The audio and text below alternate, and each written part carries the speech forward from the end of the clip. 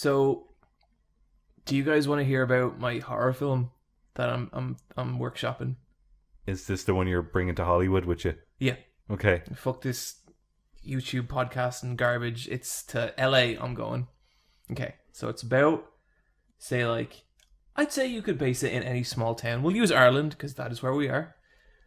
So everyone wakes up in Ireland, right? And there's 100 people gone missing. Just 100. Just 100. Okay. And everyone's like, what the fuck? And are these of people of just all types? Complete random. Okay. Yeah. In fact, it might be like 98 people, but there's actually 100 people gone missing, but the last two were just kind of lonely and crap. Okay. Okay, cool. So, like, no one noticed. And everyone's like, man, that's fucked up.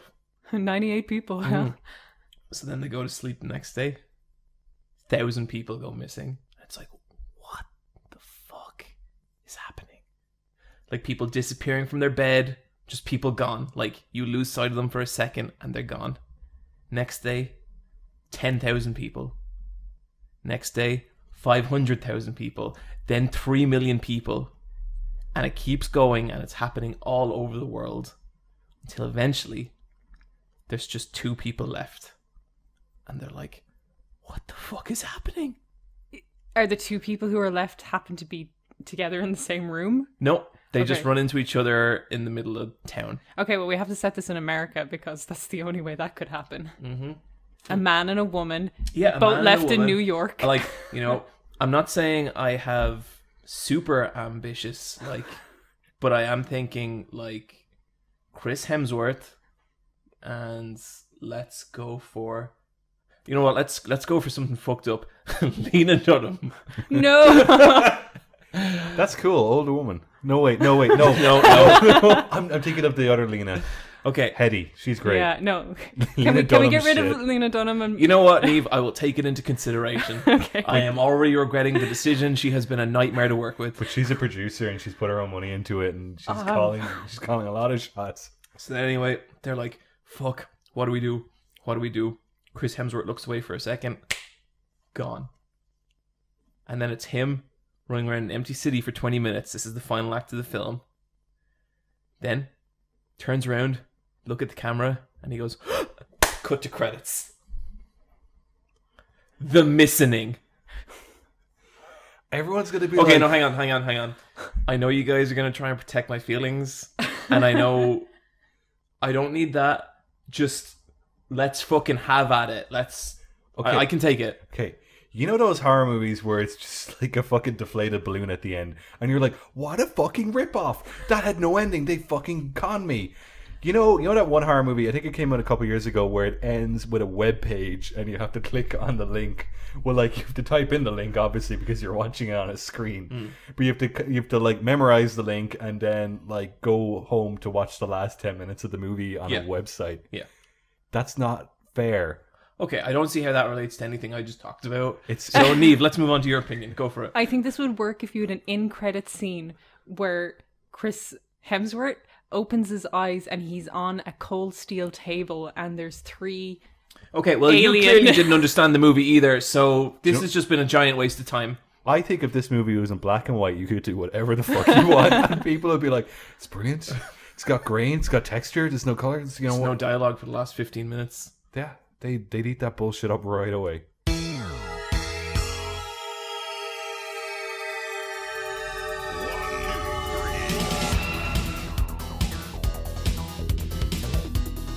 Welcome to Let's Fight a Boss, the world's strongest video game podcast. I am sitting here with 2 of the biggest Super Sonico fans of this generation.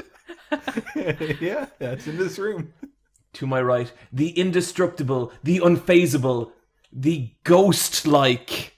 It's Neve. I love Sonico. Yep, absolutely. To my left, fresh from his voyage to glorious Nippon, where he acquired a new name, currently known as the Golden Shogun. Shogun, how's it going? I have mastered the blade. Oh, it was weird doing a podcast without you, Brian. Who are you? I'm John Jam. Jam. There we go. Can't wait to hear that for a fucking year. Awesome. Jam. Perfect. It's your boy Jam, everybody. Jam. Oh, man. Oh man, that's gonna be so good for 2019. Everyone's Oh, gonna God. I felt like Josh was just cooling down, and now we're at the fucking Jam. God. You're smooth and spreadable. I am. And a little tart. It's jam. All those things are true. Yeah, I'm back from Japan. Did you guys do okay without me? Not really. No. No. I don't know. It was pretty good. I listened to some of the episode. I don't really listen to this podcast. I don't think. And if you're listening to this podcast right now, maybe just Stop. don't. There's Stop. some really good podcasts out there, buddy. Yeah, just don't listen to this. Yeah. Just don't. Just Yeah. don't. Go away. And like, not just don't listen to this episode. Hit that old subscribe button. Yeah, no, I just think maybe go into your Patreon pledge and just fucking don't. Just leave it. It's fine. 1-star reviews on iTunes. Just let's take it down, everybody. Let's just burn this to the fucking ground. People are like, why did they say something really bad? Or like, is there a problem? No, just It's just a bad podcast. It's just terrible. yeah, don't. So yeah, this is our last episode. This is our last episode, everybody. This is episode Going 88. out on a whimper. Oh, yeah. I love the number 88. That's one of my favorite numbers. Do you have a favorite number? I loved 88 as well, because year of birth. But then it became the racist number. So Wait, we're not wait, allowed what? to like it anymore. But it's How Back to can the it be a Future. racist number? It's my the Back God. to the Future How number. does the number get racist? Oh, do you want me to go into it? Oh, It's a do secret, I? like, Nazi code, because I think H is the 8 number of the... Fucking Yeah. Peppy the Frog. I know. Number 88. Perfectly fine things fucking ruined by these ingrates. By these little fucking children. So sorry to ruin your favorite number, Brian. Okay, well look, I Pick a really. new one. This is the hardest that the episode has ever gone off the rails. Can you just like the number 8 on its own? Yeah, sure. Okay, because I also just like the number 8. Okay, what about the number 21? Also racist. Oh, for fuck's sake, who is it? Who is it this time? Is it the Flat Earthers? Probably. How about the number 23? Jim Carrey's favorite number. That movie is so stupid. I love how, like, granular it gets. It's like the hex code of this paint adds up to 23. It's like, what's the fucking point of I anything? don't think Like- there was the point. Just kind of, I can't even remember. It was just freaked him out. He just kept going mad. I think me and Michelle rented that on one of our first dates. I think it would be a good laugh. I think we both kind of knew it was going to be shit, but Michelle was really fond of Jim Carrey, so Well, he's very funny in that movie. yeah. Not in real life. No. He doesn't need to be funny anymore. That was 20 years ago. I guess so. I mean, Ace Ventura. Yeah. My favorite number 17. What's that name? I don't know. It's a good ring to it. I don't like 17 at No, all. I don't like it either. I hated being 17. Yeah, me too. It's not about the age. I just think it has a good... It's good sound. I know. There No. could be songs about being 17. Yeah, They're crap. I think stuff to do with 17 is just like, it's a red flag everywhere. I don't want anything to do with that number. Yeah. Fuck that. Cool. Thanks, guys.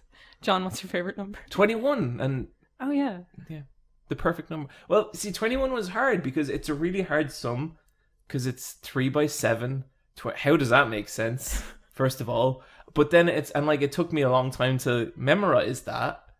And then I did, and it was like, I did it, and I'm not scared of the number. Look, I don't have to fucking explain myself to you people or anyone who listens to this fucking podcast, all right? What's like the favorite number you've been? Like your favorite age? 6. You really like being 6 years old? Do you remember being 6? Yeah, I remember a lot of being 6. Wow, I don't remember anything. I just remember Ever. being 6 and being like happy all the time. Just constantly. And I remember once I was walking down You're just a little guy eating jam, delighted with yourself. I remember once walking down the street and seeing this woman, and she looked really sad and angry, and I was like, oh my god, a sad person. Little did you know. And then I woman turned was actually 7. you who traveled back in time. I mean, there's still, I don't know how things are gonna go. Gender's a weird thing. I don't know. It's whatever. But then I remember turning 7 and being like, I still feel pretty good, but I feel kind of different.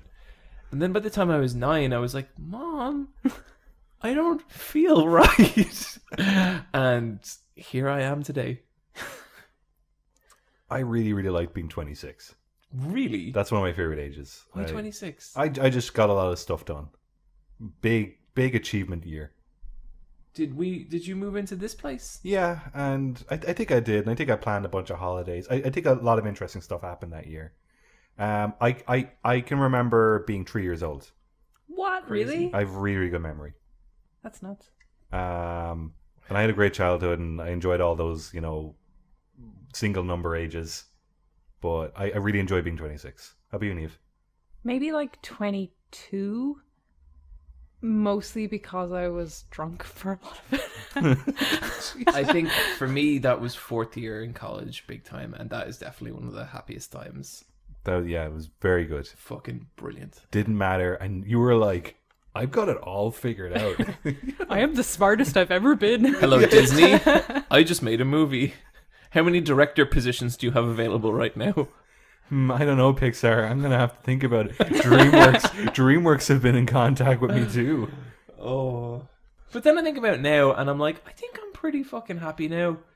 But real life shit is always getting in the way of that. Oh, it never stops. Yeah. Yeah, you have to do like shopping lists and everything. It sucks. Yeah. Now it's come to Christmas, you have to think about buying people Christmas presents. I'm not feeling Christmas this year. Me neither. I already got you Christmas present, Brian, so you have to get me something. I don't know. I might not. I might just be like not doing Christmas presents this year. And that's that. I'm cool with that. Like, I don't really give a shit about getting Christmas presents, but I do really like giving people Christmas presents. And just to be clear, this is a selfish thing. I feel good when I give someone a Christmas present. It's about me and how I feel. And if that feeling wasn't there, I wouldn't fucking do it. So, like, someone will get you a present. They're like, but I didn't get you anything back. And you're like, that's fine. And that feeling superiority I get from this is more valuable to me than anything you could give me. Like, I'm a better person anyway. Yeah. Oh, I guess I value this relationship more than you. Guess you're going to have to work pretty hard next year to make up that gap. Merry Christmas. Merry Christmas. I'm going to start us off on a light note. No, that's a lie. I cried every episode. So Netflix has a new series called Dogs, and it's about dogs. Yeah. And it's really, how do you make a show about dogs? Dogs are involved in everyone's life around the world. Who do you pick? Okay, How do you make I think that I can thing? do it. Go on. Okay, everyone wakes up and 100 dogs. 100 dogs are missing. That's a better movie. It's already better. Except the dog is voiced by Lena Dunham. Dogs is really, really broad in its appeal. The first episode is about service dogs for specifically for a girl who has epilepsy. And it was really nice to see this charity work with people to place a dog for children with a whole pile of different disabilities. But there was this other side of it that you never notice. The little girl who has seizures has a sister, and even though it's called Dogs and it's about dogs, it's kind of about the stories of the people who the dog is in their life. So this sister of the little girl who has seizures is talking about how she's always been afraid that her sister's going to die and she has to be with her at all times. The mom sleeps in the room with her, and how this dog is going to alleviate some of that. They go to collect the dog, and the dog handlers are like, the most important thing you need to keep when you have a service dog is the bond between the dog and the person it's serving. So if you have siblings, they're not allowed to feed the dog. They're not allowed to give it treats. They're not allowed to play with it. And there's just this shot of her sister just getting up and walking out, and she's just sitting in the back being like, I'm happy my sister has the dog. And she's a young girl, but she was just like, but I thought this was going to be our family dog. I thought this could be my dog. And she kind of has to relinquish this pet to her sister who's sick. That's so sad. It's so sad. And it's something I never really thought about, but obviously makes perfect sense. Yeah, totally. But it was just like, it was really, really sad, but it was also really really, like, I guess, nice to see. And then the second episode takes this totally different again. It's about a Syrian immigrant who makes his way out of Syria to Berlin, but has to leave his dog Zeus behind. Oh no. I think this show would destroy me. Yeah, literally cried every episode. But like his friend who also wants to get out of Syria can't leave because he promised to keep the dog safe for him.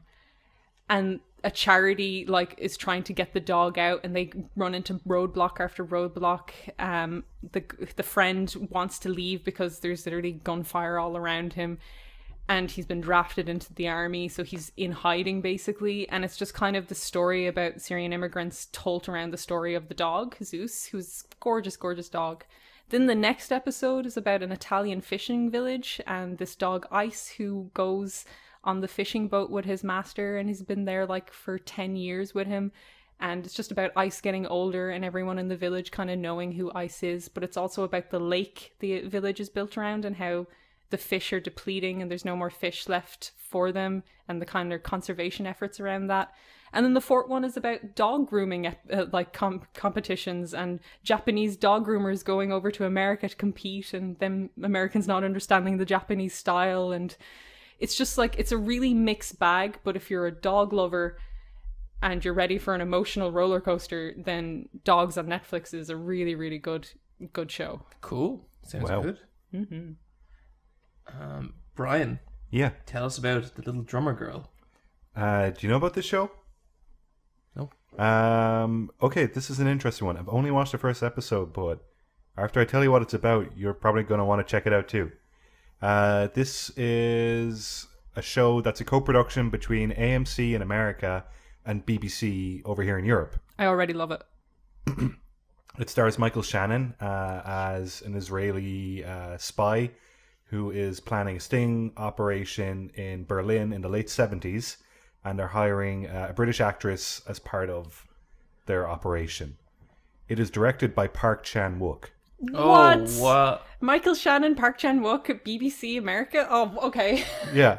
The story is very slow, looks fucking amazing. Sold. Yeah, sold. So I've only watched the first episode, but maybe this is something we could maybe watch an A episode or journey two. we could partake on together. Yeah, I think it's a mini series, so it's only like 4 or 5, maybe 6 tops. So like it should be pretty quick watch. Seems really promising. Cool. That's all I have to say. Okay.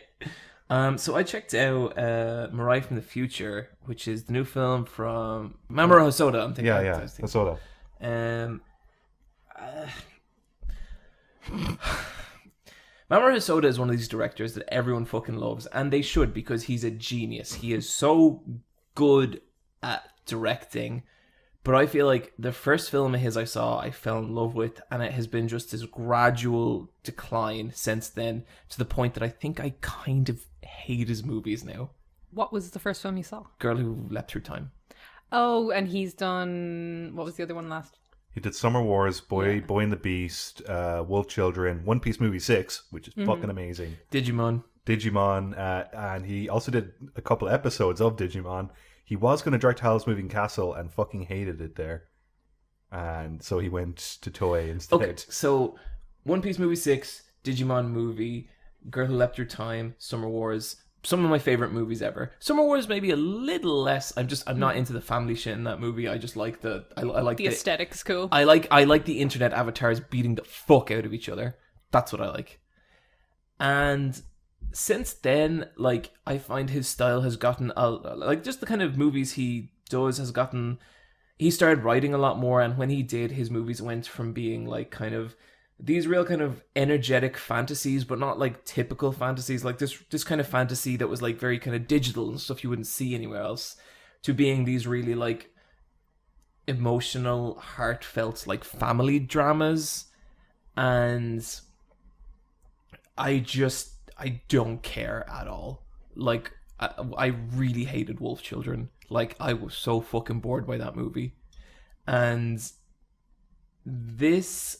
And, like, Boy and the Beast, I thought was the most nothing movie. Like, I know we all watched it in the cinema less than a year ago. More than a year ago. What was it? Anyway, point is, I don't remember what that movie's about. Same. I couldn't tell you what happened. There's a big furry guy in it, and he's strong. Yeah. There's a sad boy. I think there's a whale made out of stars or some bullshit. You remember more than I do. Yeah, I was just like, what? Yeah, I don't know. And this movie is about a little boy, and his parents have a new kid, which is like his little sister called Mirai, and then he starts getting like visited by Mirai from the future, who like hangs out with him. And like, in fairness to the good points of this movie, like if you like kind of schmaltzy family bullshit, there's probably going to be some stuff for you here. If you really like the ideas of like parenthood and children and all that kind of shit, like there's a lot of that here, and the animation is very good, especially the little kid like moving around. Like, it's really exceptional.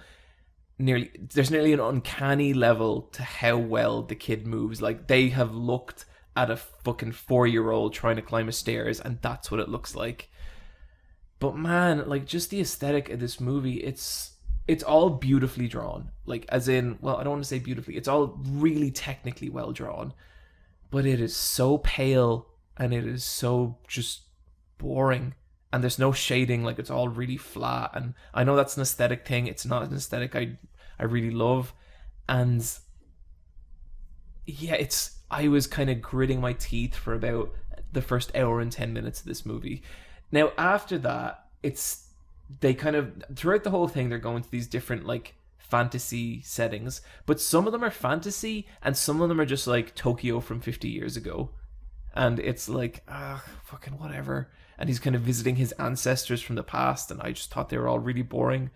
But then towards the end of the movie, they go to like a much more fantasy-based location, and there's more fantasy-centric characters, and they start doing really interesting stuff, like kind of mixing different forms of media, and I actually really liked that. And then the film ends with a sequence that kind of ties everything together, and by that point, I was like, all right, I'll probably remember this in a year. Like, I'll remember the general outline of this film, whereas like with something like Boy the Beast, I don't know what the fuck happened.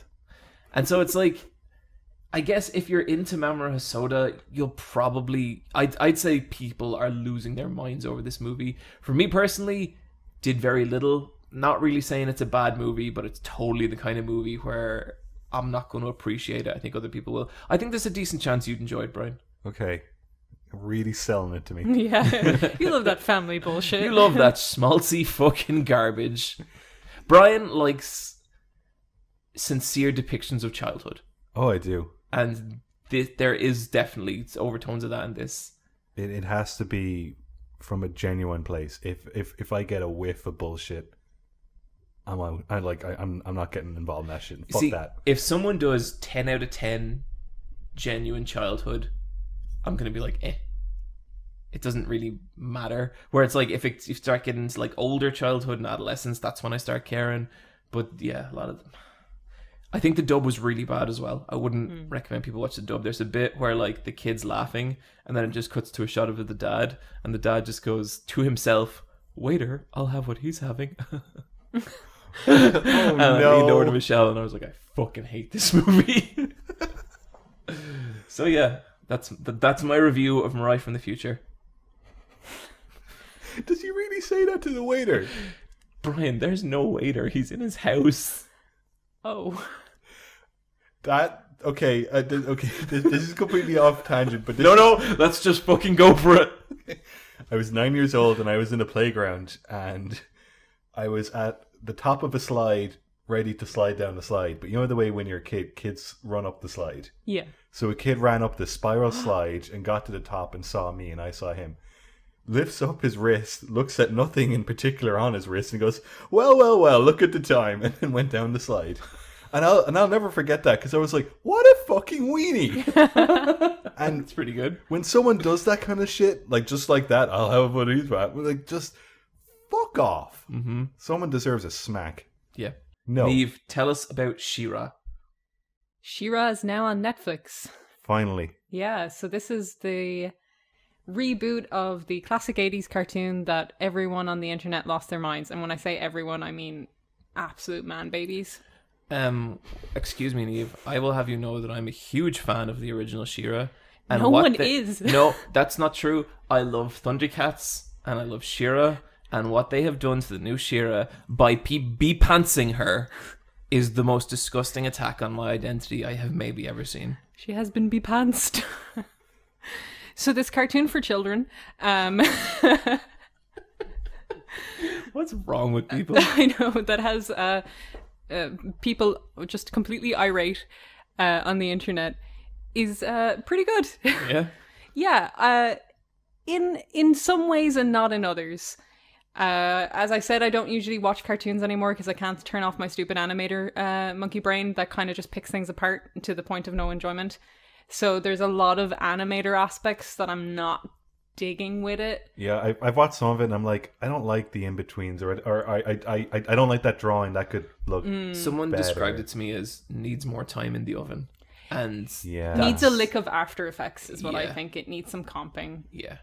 And sometimes like they're not really standing on the floor plane. There'll be just like, there's stuff like that, and they're clearly drawing in vectors, so there will be like intersecting lines that haven't been cleaned up or something like that. Just stuff like that annoys me as like an animator. Yeah, especially like we've all had jobs where it's our job to spot shit like that. Yeah.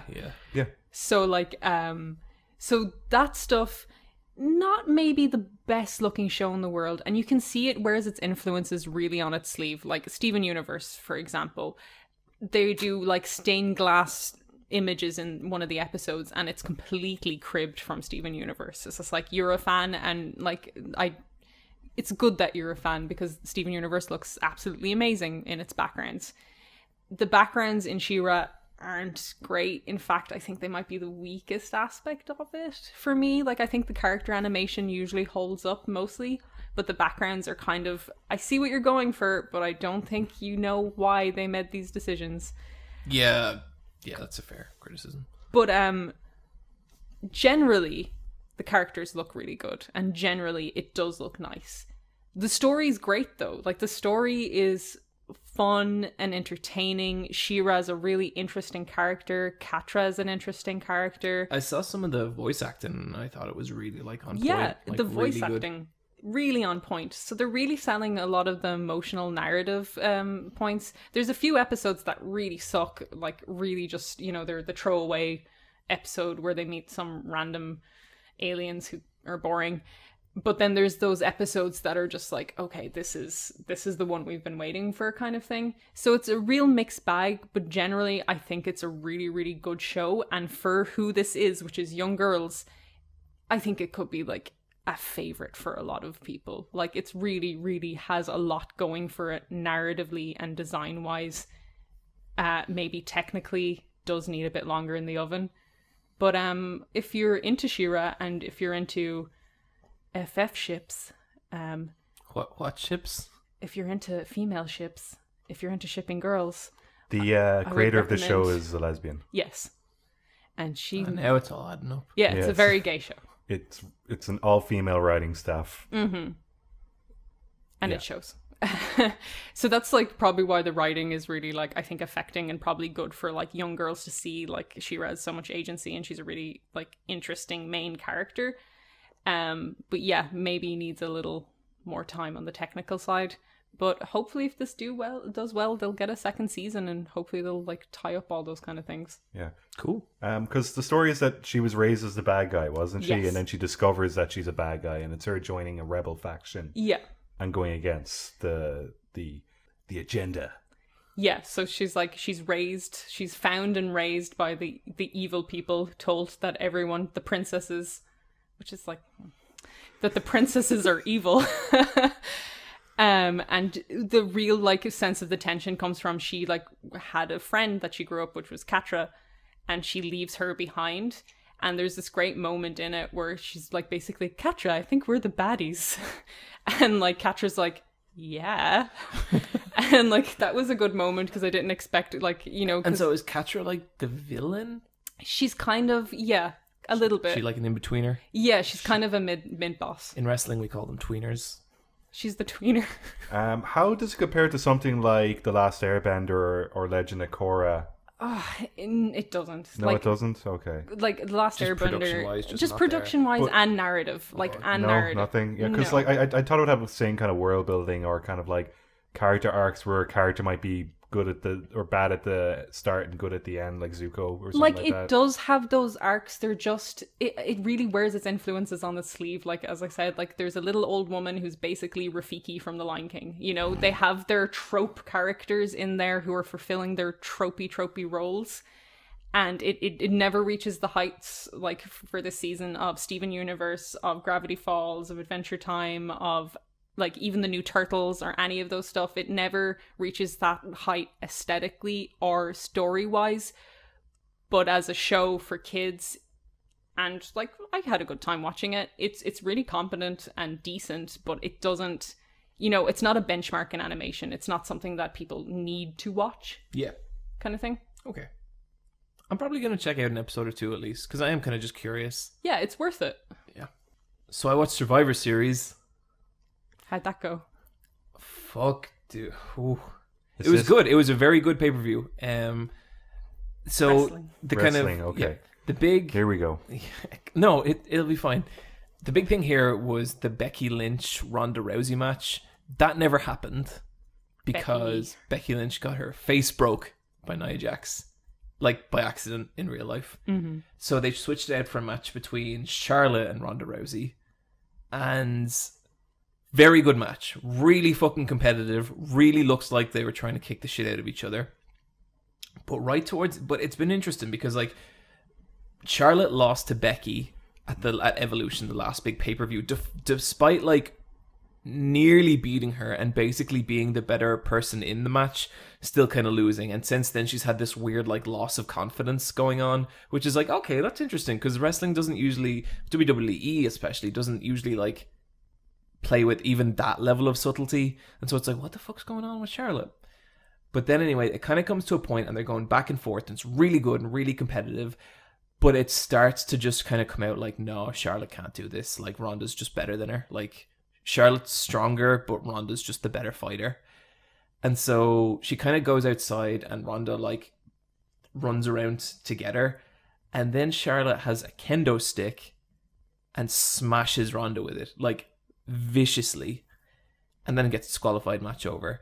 Then, for about 5 solid minutes, it's just Charlotte destroying Ronda with this kendo stick in one of the most vicious beatings I've ever seen in wrestling.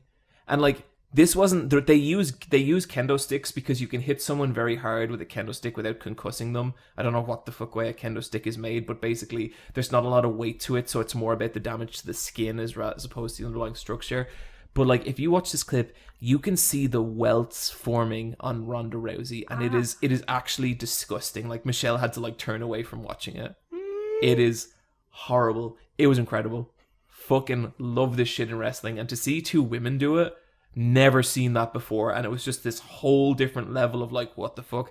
There was a really famous spot in ECW, I think it was with Tommy Dreamer a long time ago, and this was kind of like, this is one of the defining moments of ECW where it was the exact same thing. It was one wrestler taking a kendo stick to another wrestler far beyond what anyone thought was possible. And like, by the end of it, both wrestlers had like tears in their eyes because it was this incredibly emotional, like really fucked up thing of like, oh my God, like look at the level they took this to, but look at the emotion they got out of it.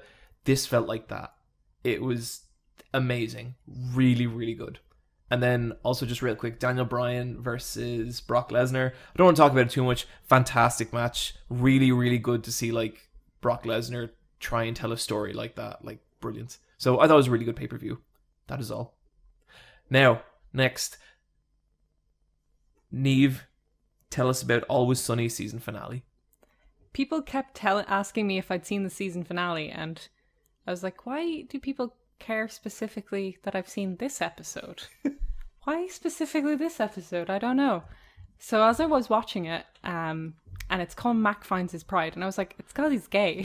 I was like, I guess that's it. And then the dancing started. Have you guys seen this?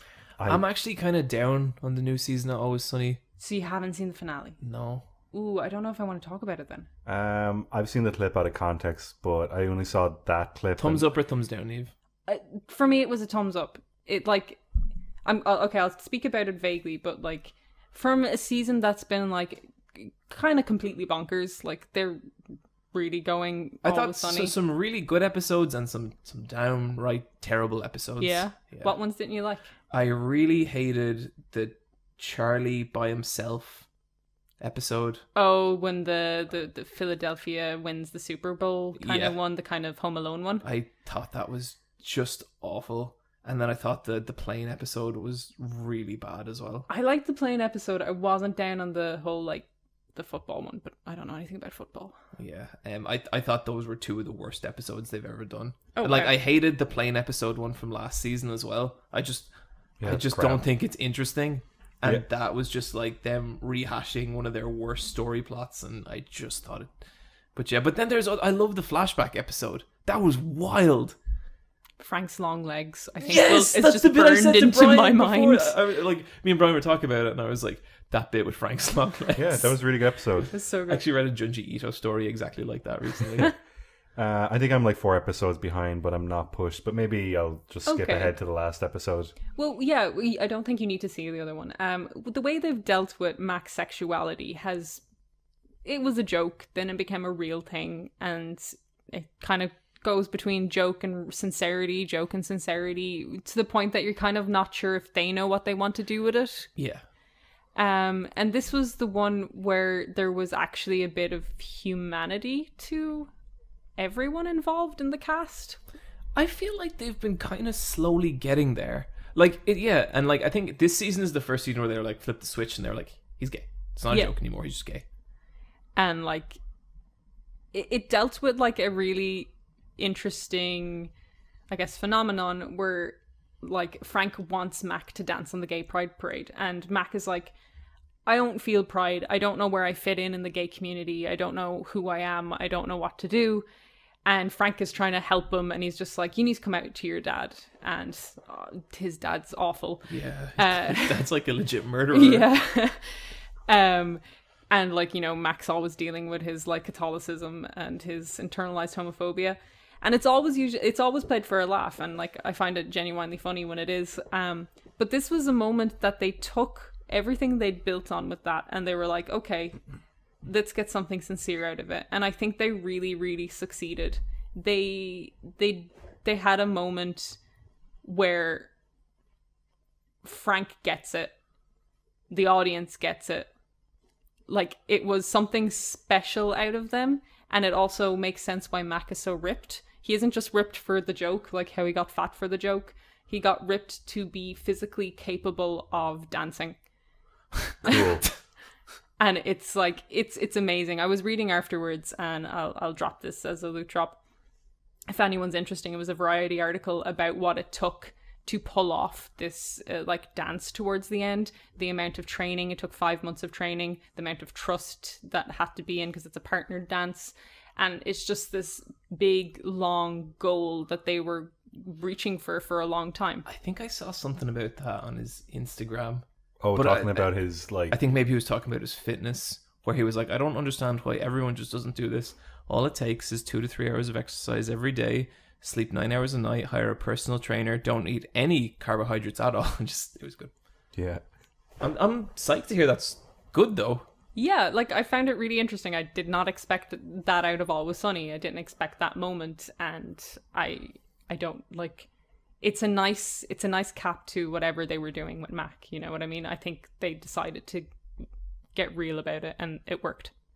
Yeah, it seems like it was worth other episodes suffering if the last episode has a really good wow like that. Yeah. That's cool. And I don't think they've been, like, bad across the board. Just the two that were bad, I just didn't enjoy them to such a degree. I was like, man.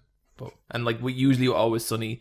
For years now, it's just been my show where I go to it, and I love every episode, and so it was a bit jarring. But that's cool that it turned out. Yeah, guys, I watched American Horror Story Season 9. Good for you. Is it good? I had a fucking great time. Really? Yeah? I genuinely really enjoyed it. So American Horror Story, it's like an anthology thing. Every season is like a new subject, so they'll do like the haunted hotel, the insane asylum, the haunted house, freaks, witches, they're all different subjects. This one was the apocalypse.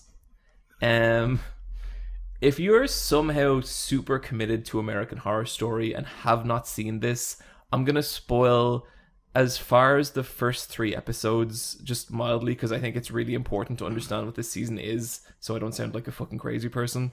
But the first 3 episodes is like, it's the apocalypse. So basically a bad thing happens and humanity is wiped out, and it takes place in this bunker. And there's like this community of people, and there's like a hierarchy, and then you have like the what's the name of the girl you don't like, Brian? The actor? Sarah Paulson. Sarah Paulson, yeah. She's like, she's like the matriarch of the place, and she decides the rules and all this kind of stuff. And there's actually a bit I really like in the first episode where they turn on the radio and there's a song playing. So that means someone's like broadcasting a song from somewhere in the world. It's like, there's hope. They're going to save us. They're going to sit. And then it cuts and it just goes like 84 weeks later. And they're all just sitting there and the same song is playing on the radio. And it's really weird, and it's okay. It's fine. And then something happens at the very last part of the 3rd episode, because me and Michelle were watching it together and we were like, okay, we're done. Like, this is fine, but American Horror Story, it has that sweet spot of like 4 episodes and then you're done. But then in the very last like 5 minutes, characters from old American Horror Story episodes show up. As the characters? Yes. Okay. And it's from here that the series just goes fucking crazy. And it's like all 9 seasons of American Horror Story, they have been taking place in the same universe, happening simultaneously. And so characters from certain seasons start visiting locations from other seasons, and they do not give a fuck. Because you know the way they always use the same actors? There's one episode where Sarah Paulson plays like 3 different people. Brilliant. And it's like, fuck you, we don't need to explain it. It's fine. And it turns into this crazy showdown between different factions from different American Horror Stories. And I just had a fucking blast. So do they bring back the witches? They bring back the witches to such an insane degree. And the way this series is structured, like the things they plant, there's shit that they plant in the very first episode. And then so much crazy shit happens that you forget about it completely. And then in the last 10 minutes of the last episode, it comes back and you're like, what the fuck? And it's so nuts because like it time skips back to before the apocalypse, and then this series is just about what caused the apocalypse, and then it catches up to the apocalypse, and then it's the hour after the apocalypse. And it's like, honestly, I had such a good time with it. It was the best of what American Horror Story can be, in that it was trashy and dumb, and there's just a bunch of weird character actors just doing their thing. I saw robot Kathy Bates shoot a room full of people with her mechanical gun arm. Okay. And you know the way American Horror Story, at best, you might get like episodes 3 to 8 will be really intriguing. And then you're done. Because episodes 8 to 13, like the actual conclusion of the story, usually terrible. This is 9 episodes long. The worst episodes are the first 3 episodes. That's amazing. Where does it go from here? Should this be the last season? Yeah, Should they like not do any more of this? Sounds like this is Ryan Murphy being like, okay, I'm done. Yeah. Yeah. Total cliffhanger. Well, not cliffhanger, but total. And then there was this. Okay. Does the show still have Lady Gaga in it and stuff like that? Lady Gaga does not return, which is a shame, because she was actually one of the only good things about that season. Because she was in the hotel season, wasn't she was a vampire. The hotel returns. Okay. Genuinely, it was like, and it's not really horror, it's just weird fantasy horror garbage, and it was good. I really actually had a good time with it. It was like, and like with the third episode, me and Michelle was like, okay, we're done. And then like when the characters come back into it from the previous season, we were just like, what the fuck? And so then we actually started watching it, and then from episode 4 it was just like, okay, this is great. I would only really recommend it if you're a lunatic who has watched all of American Horror Story. Season 9 is a fantastic payoff to that. If you jump in at season 9, it's not gonna mean anything to you. No. But I had a great time with it. I'm really glad I watched it. That's cool. I might go back and watch that. I watched the last season and I really didn't like it. What was the last one? Cult, the election-based one. Oh, I thought that had interesting stuff, but like the way it went, they just squandered it, I thought. But there's very little of that. This, you know the way that was... This is fantasy. Like, there's so much magic and bullshit. There's basically Dragon Ball Z power levels in this new one. Great. That's what I want to hear. That's what you want. That's what you go to American Horror Story for. Training. I'm not even joking, Brian. Like, what the fuck is this? Literal, just, you know, powerful demigods rocking around, being like, "You could never defeat me." Is Jessica Lange back? Jessica Lange. Yeah, she's in pretty much. Yeah, she's the main matriarch. Like, she's the older woman from the first 3, 4 seasons? Yeah, she plays the psychic in the first season. She's like she runs the circus in the freak show one. I don't want to say too much. Okay, cool. Like, this is created by the guy who created Nip Tuck and Glee. Yep. And if you watch Nip Tuck or Glee, that doesn't make any sense. If you watch Nip Tuck and Glee, that makes sense. What the fuck? That's what I was saying the entire way through, and I had a fucking blast. Okay, Brian. Yes. Tell us about Japan. Okay, so I have a bunch of stuff written out in advance because I know I'm going to lose my train of thought. I was in Japan for 2 weeks. I stayed in Osaka, Kyoto, and Tokyo. And it was a brilliant holiday. And I was just going to... So, we went to lots of shrines and temples. I went to the Nintendo development headquarters. Can you go inside there? No, you cannot. You can just look at it. It's in a business park in Kyoto, and it's 2 big white square buildings, and one is admin and finance, and then the other one is development. That's where magic is made. Yeah, so I was like, oh, well, I want my photo outside the development building. And like, you go around and there's just a wall all the way around, except for like one tiny corner where there's like a little gap where you can go in to work. But like, you get there and you're like, oh, there it is, the big white building. I think they used to have another office like in actual Kyoto, but I think you can have your photo taken outside there too. But I felt satisfied, and Rebecca, who took the photos, was like, "Are you happy?" And I was like, "Thank you." I don't think she was like, "Thank you, Rebecca." Then did lots of arcades and lots of retro game shops and figurine shops. And I said to myself, I wasn't going to buy that much this time. I remember you saying that, and I remember thinking, fucking horseshit. Oh, absolute horseshit. Yeah. Like, at one point in the holiday, I went to an arcade. I was doing the crane game machines, and I was having a bad time. I wasn't winning the figure I wanted. And I was like, well, I'll show them. I love this story. And I went to the other crane machine, which had a big giant Kirby plush, put in my 100 yen coin, and won on the first go. And the guy was like... But then what happened? The guy was like, you won Kirby. And I was like, I did, I won Kirby. I love Kirby. This Kirby is fucking massive, and I already have a big, massive Kirby. This isn't going to fit in my suitcase. Walked around town for an hour with tears in my eyes, because I knew I'd have to trade this fucking Kirby in.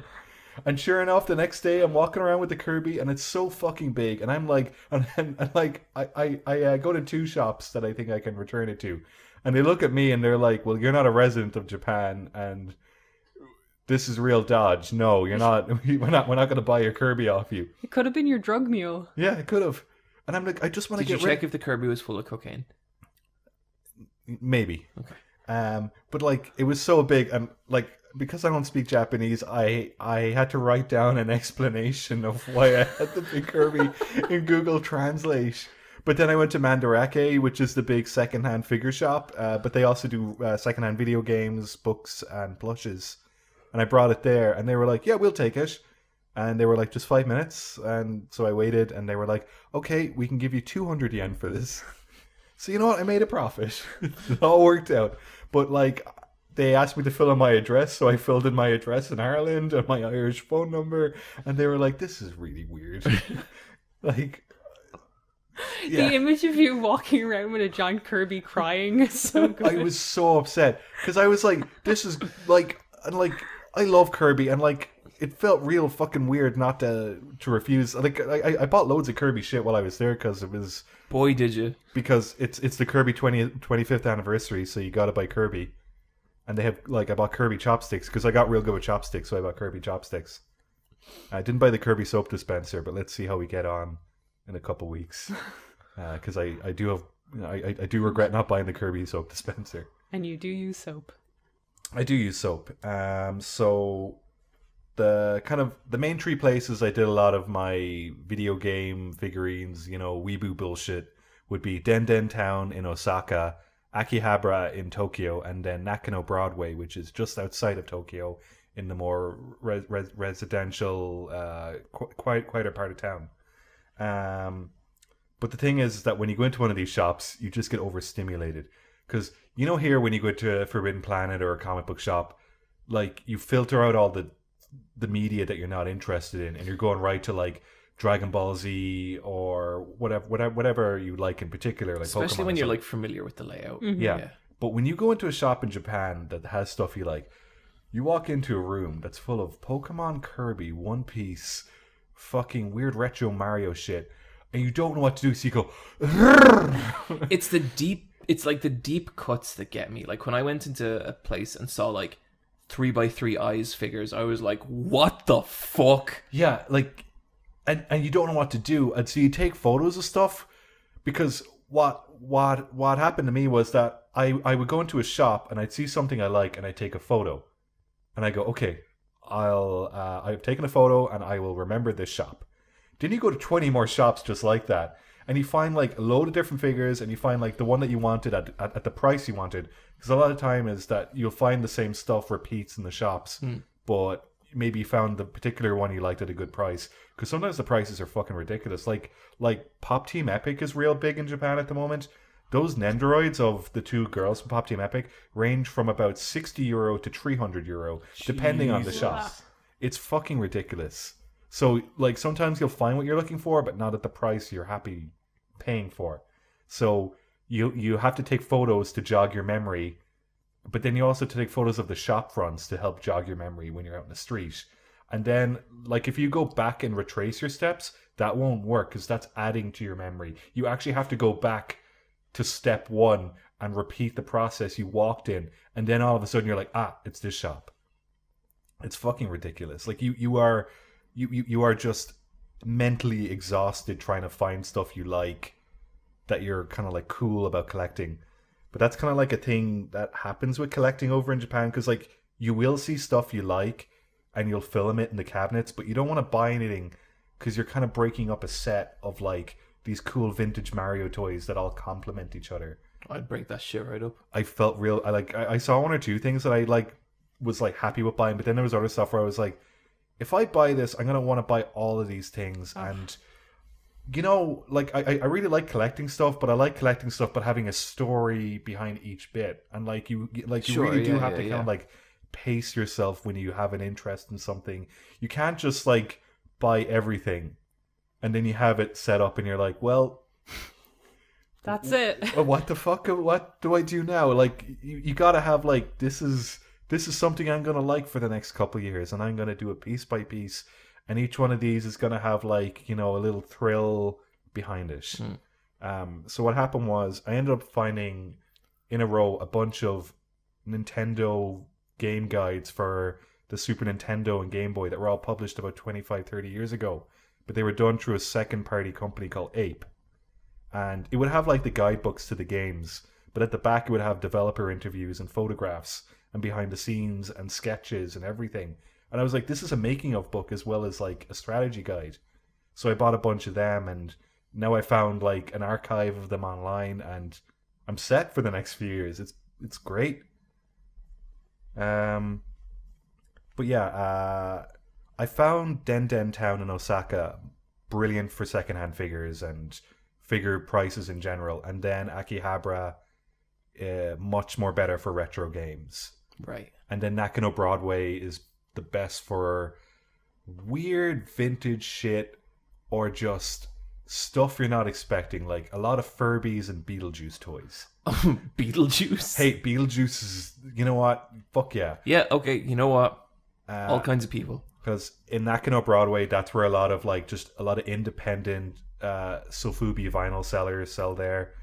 But they're selling like old McDonald's Happy Meal toys and shit like that. Because that's a very niche thing. And that's what they're kind of going for there. But I've been to Akihabara 5 times now. I love that fucking place. So I have kind of a list of my favorite retro game shops from them.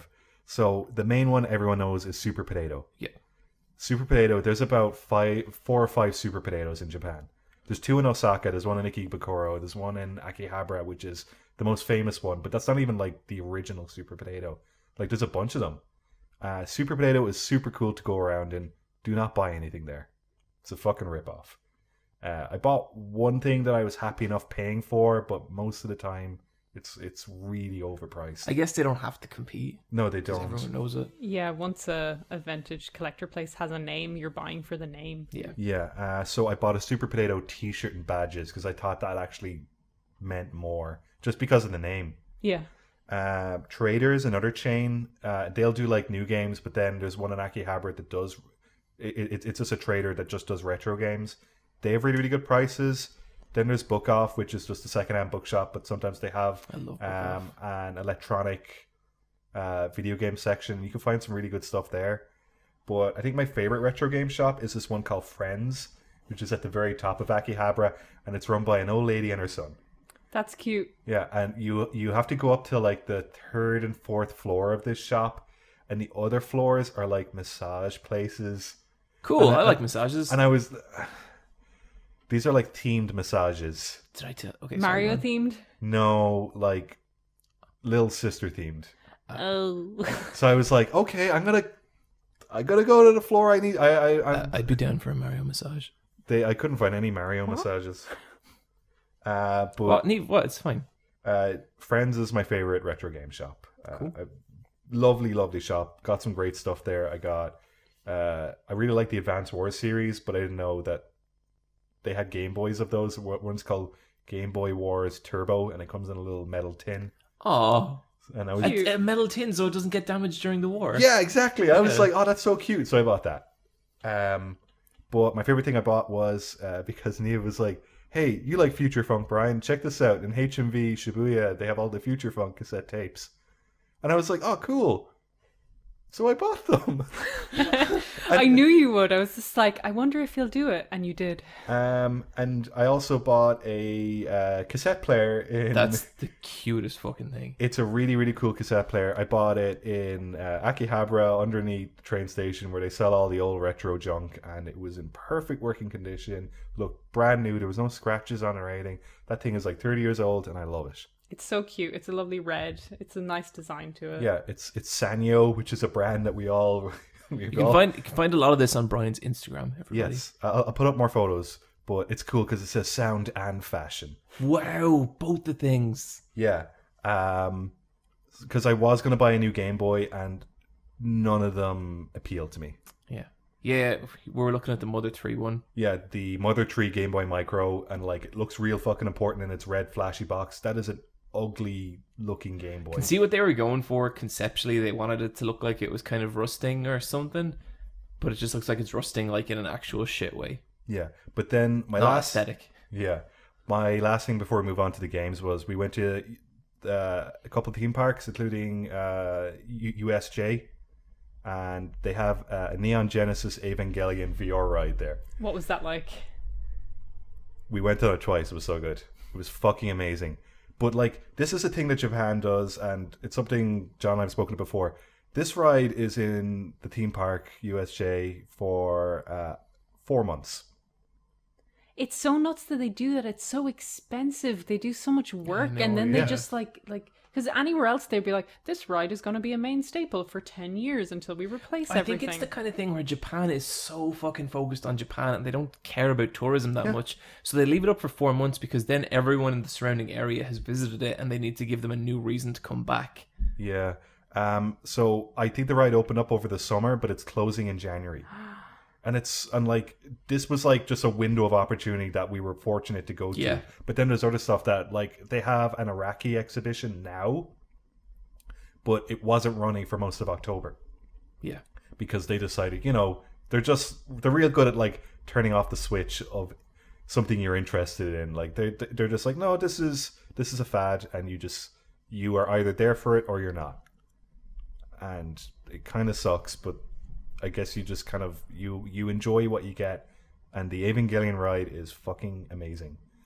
The way you kind of set up on the ride is that all the staff are dressed like Nerve HQ people with the red berets and the onesie jumpsuits, and you queue, and it's set up like Nerve headquarters, and they have like the inside of Nerve with the like map layout, and there's people on screens like Misato and Kaji and stuff like that, and they're letting you know that Tokyo Tree is under attack. This is all in Japanese, so we're just trying to like piece it together. Like, I don't know any Japanese. I'm just smiling, having a good time. But they're explaining that Tokyo Tree is under attack by multiple Sakiels, the first angel in the show, and the AV units have been sent out, and Kaji has to deliver a briefcase to Gendo, and he's going to fly a helicopter, and you're in the passenger seat. That is so nuts. So the ride is you in a helicopter when there's mechs? Yeah. And so you are seeing an Evangelion battle from your height. And you're flying underneath their legs, and you're in you're in VR with headphones on, and you're in a helicopter, and you can look around in the helicopter and you can see your reflection, and you're just a pilot, like you just look like a helicopter pilot. Oh man, I never thought about that with VR. That's weird. Yeah. So what are the graphics like? Like how what does Kaiji look like?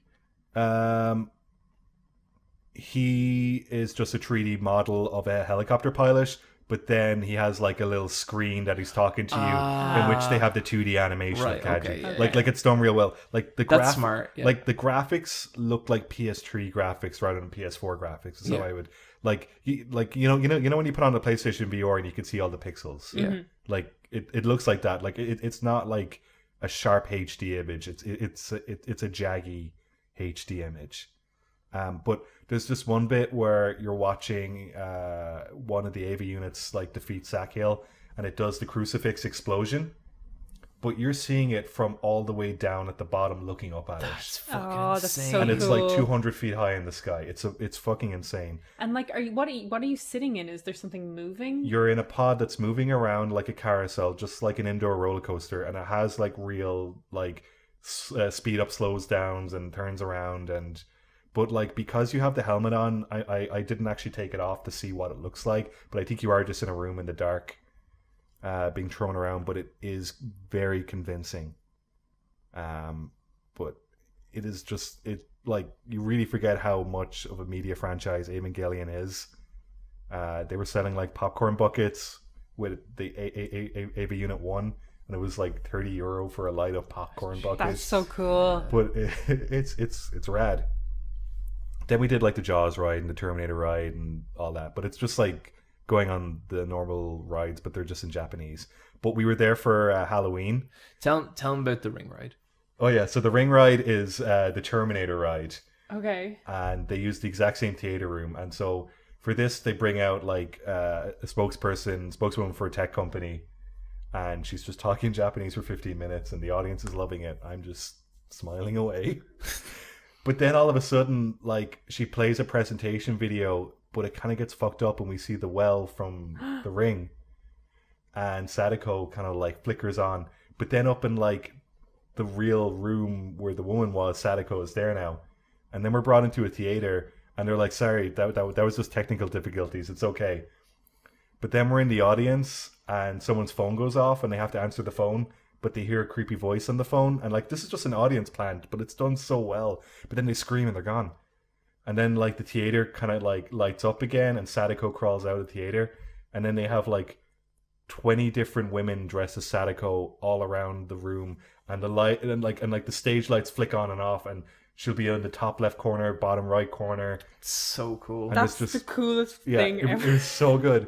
Then there was another one where, because most of the rides in this theme park aren't really like roller coaster rides. They're like, you're just kind of walking through an environment. So one was like a zombie quarantine, but they do a real cool like production where they bring you into a room and it's all these soldiers, and they're like, okay, there was a zombie outbreak in the theme park. We need to lock you in here. We're going to bring you into the next room. And they show like the next room, but there's already zombies in that room. And like there isn't, but like it does such a good job of convincing you with the smoke and mirrors. That shit's incredible. Like that sounds so cool. So then they bring us out a door that we're not supposed to go through, and there's soldiers, but then we realize some of the soldiers have been bitten and they're zombies. And Japanese zombies are the nicest zombies you'll ever meet. So we're walking through like one of these like quarantine areas with all the like chicken wire fences with the like prison railing stuff and everything, and like there's this one zombie who's kind of like blocking one of the pathways and we're trying to get around the zombie, but then the zombie's kind of being real polite and like gesturing like, no, you have to go the other path, please. It was fucking brilliant. That sounds amazing. It's like this amazing mix of like live theater with roller coasters and rides. I love that idea of like a haunted house ride, but then halfway through, like something bad happens, like the Terminator ride turning into the Ring ride. Yeah. Like I'd love to do one of those zombie houses where like the zombies are all kind of shit, but then someone comes along and starts actually killing the actors, and the actors are like taking off their masks, being like, we have got to get out of here now. Yeah. Oh, it's such a good like peeling back. Yeah. I really enjoyed Halloween in Japan. It's just like 20, 30 people in the same group all wearing the same costume. Really? Yeah, so you'll just see like No Face from Spirited Away, but you'll see like 20 of him just walking around in like a big huddle. Amazing. They love Halloween over there. But then on the 1st of November, get that shit out the fucking door, put up the Christmas trees, play fucking jingle bells everywhere, because it's time to fucking party. Merry Christmas, everyone. Merry Christmas, everyone. Yeah, Japan. If you can go, do. If you have any questions, send in an email. I don't know. Yeah. Cool, that sounds awesome. Thank you for that report, Brian, that in-depth report. Strategy talk.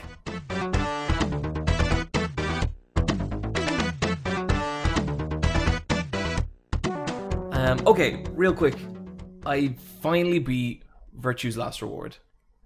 And man, that game is a trip. I have never played a game where like towards the end you start to realize how much it's all setting up for the next game in such a crazy way. Like characters are basically like, last 40 hours, none of this shit is important. Don't worry about it. This next thing we got to do. And it's like, they do it in a really incredible way that I really can't even talk about, because even just to talk like conceptually about the later parts of that game it gets very difficult.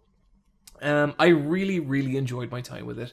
That thing I was saying earlier where like the payoffs to that game are so good, but the mechanics are so arduous, that carries all the way through right to the end. And it's a kind of shame, because like say for you, Neve, there are so few things I can think of that like thematically and conceptually you would be really into, but mechanically would be so repellent to you particularly. You would never get by the first 3 hours of this game because you'd just be so irate at the amount of bullshit you have to wade through. That's such a pity. I know myself, like every time you talk it up, I'm like, oh, no, can't go there. Like there's some cutscenes where like, they're going pretty hard on some of the sci-fi stuff, but sci-fi stuff really rooted in actual scientific theory. And so they're doing things like they're trying to explain string theory with actual like diagrams, and they try and explain like, you know, fourth dimensional physics with actual, like they're trying to visualize it, and they really want you to understand this stuff. And like, they really go for all that stuff, and they make it interesting, and they make it tie into the plot in these crazy ways. And sometimes like you have these moments, and I had this with the first game as well with 999, where all of a sudden you just get opened up to this concept, and it's like, oh my god, like I never thought about that that's what reality is. But they do it, and they make gameplay mechanics out of it, and they make plot threads out of it.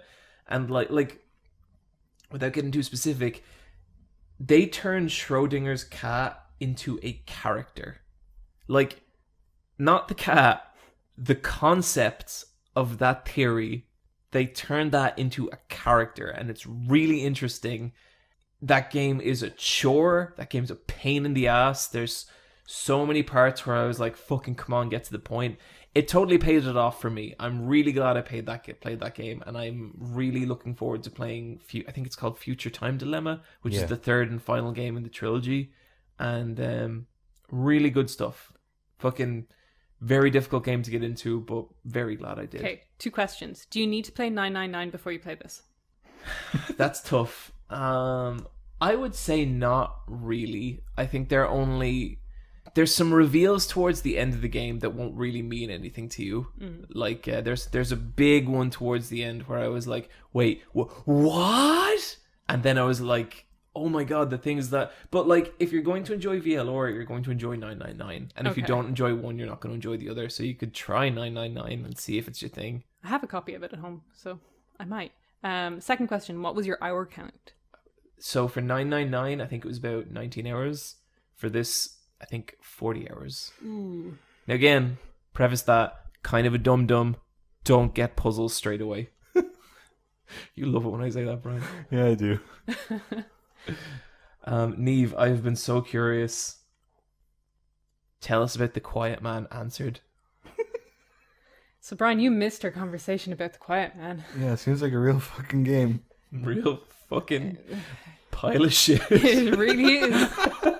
So that game was, like I said, it was the worst game I've ever played.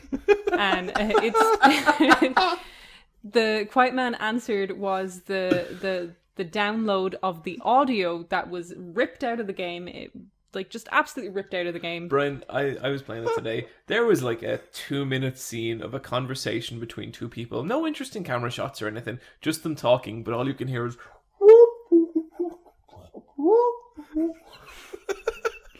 Just full on, like, one conversation goes on for 5 minutes with just, like, bleep blops. It's, like, fucking worst. So, Answered was what we had to wait for to get the sound. So I went through it again with the sound, and I think they also patched it with that because the gameplay is a little better and I could pull off the combos way easier. So I think they cleaned up a bit. I don't think that patch was just sound.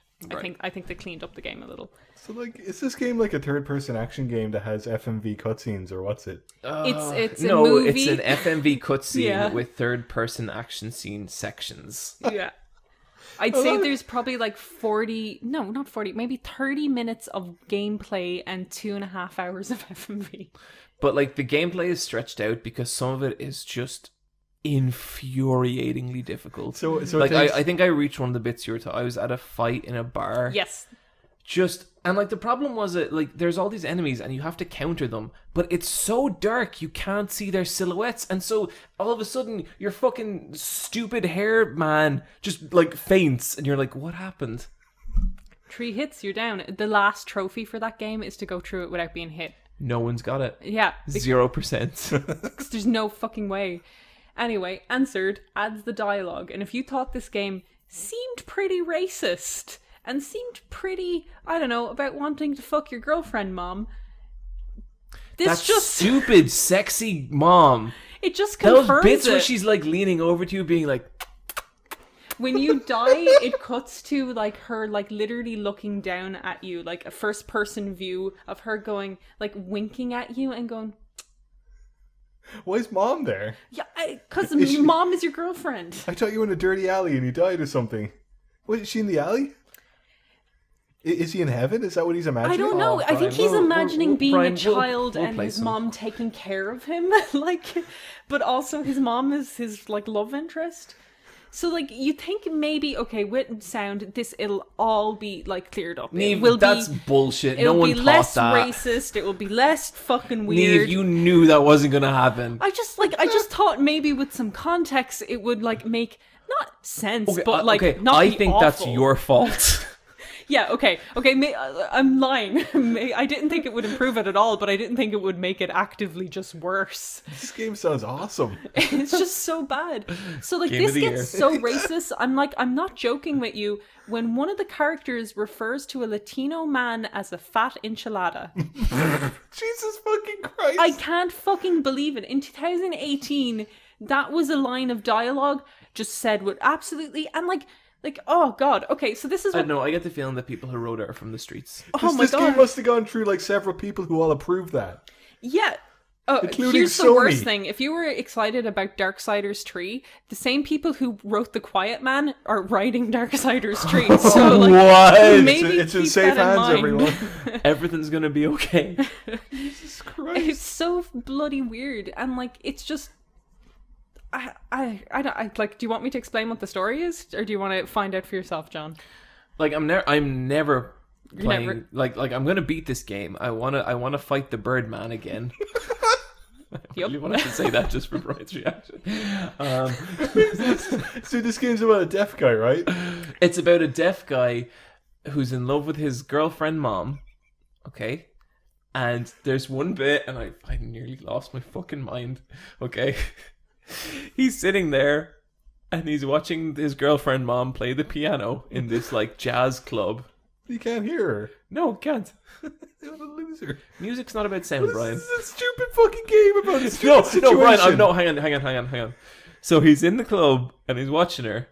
And he looks over and he's like, oh no. And this man in a long dark cloak with the hood up and a bird mask, this fucking bloodborne enemy walks out and just kidnaps her. That's the game. And like, is the main guy cool or anything? No. So he's an actual fucking loser, wiener McGeener. Okay, fucking this is the kind of game it is, crap-ass Brian. shithead It has a Magoo. flashback to his childhood and he has the same haircut as a child he has when he's older. That's how you know it's I him. know, and the child is like 12 years old, maybe 13 years old, and he's still holding hands with his kind of like weird mom. And they're walking by like a fight between two guys, and he just decides to run up to them and is like, So hey. there's a fight, and one of them has the other guy's sneakers. It's like, I got your sneakers, and the other guy's waving a revolver around. And this kid is so like, the better kid run sees up this to him. and just runs up being like, hey, and then his mom gets shot. Is that when his mom dies? Yeah, Yeah. that's when his mom dies. But I thought the Birdman kidnapped mom. No, Birdman that is kids that is a girlfriend separate mom. woman, 20 years in the future, who looks exactly like his mom. Played by the same actress. Who's his best friend's girlfriend, but he's in love with. It just takes like 2.5, 3 hours to play. Yeah. This sounds fucking brilliant. Like, it's just, I can't believe, like, we'll No. talk a bit about Square later on, but I can't believe they put this out. No, like I wanted to like this game, but like I played it for like an hour. I played it for an hour today. I had Dragon Ball GT in one window and that in the other, and I was fucking into Dragon Ball GT, and I was like, this fucking Quiet Man guy. I think this game makes me like video games less. How much does this game cost money? 13 Yes. real dollars. Jesus.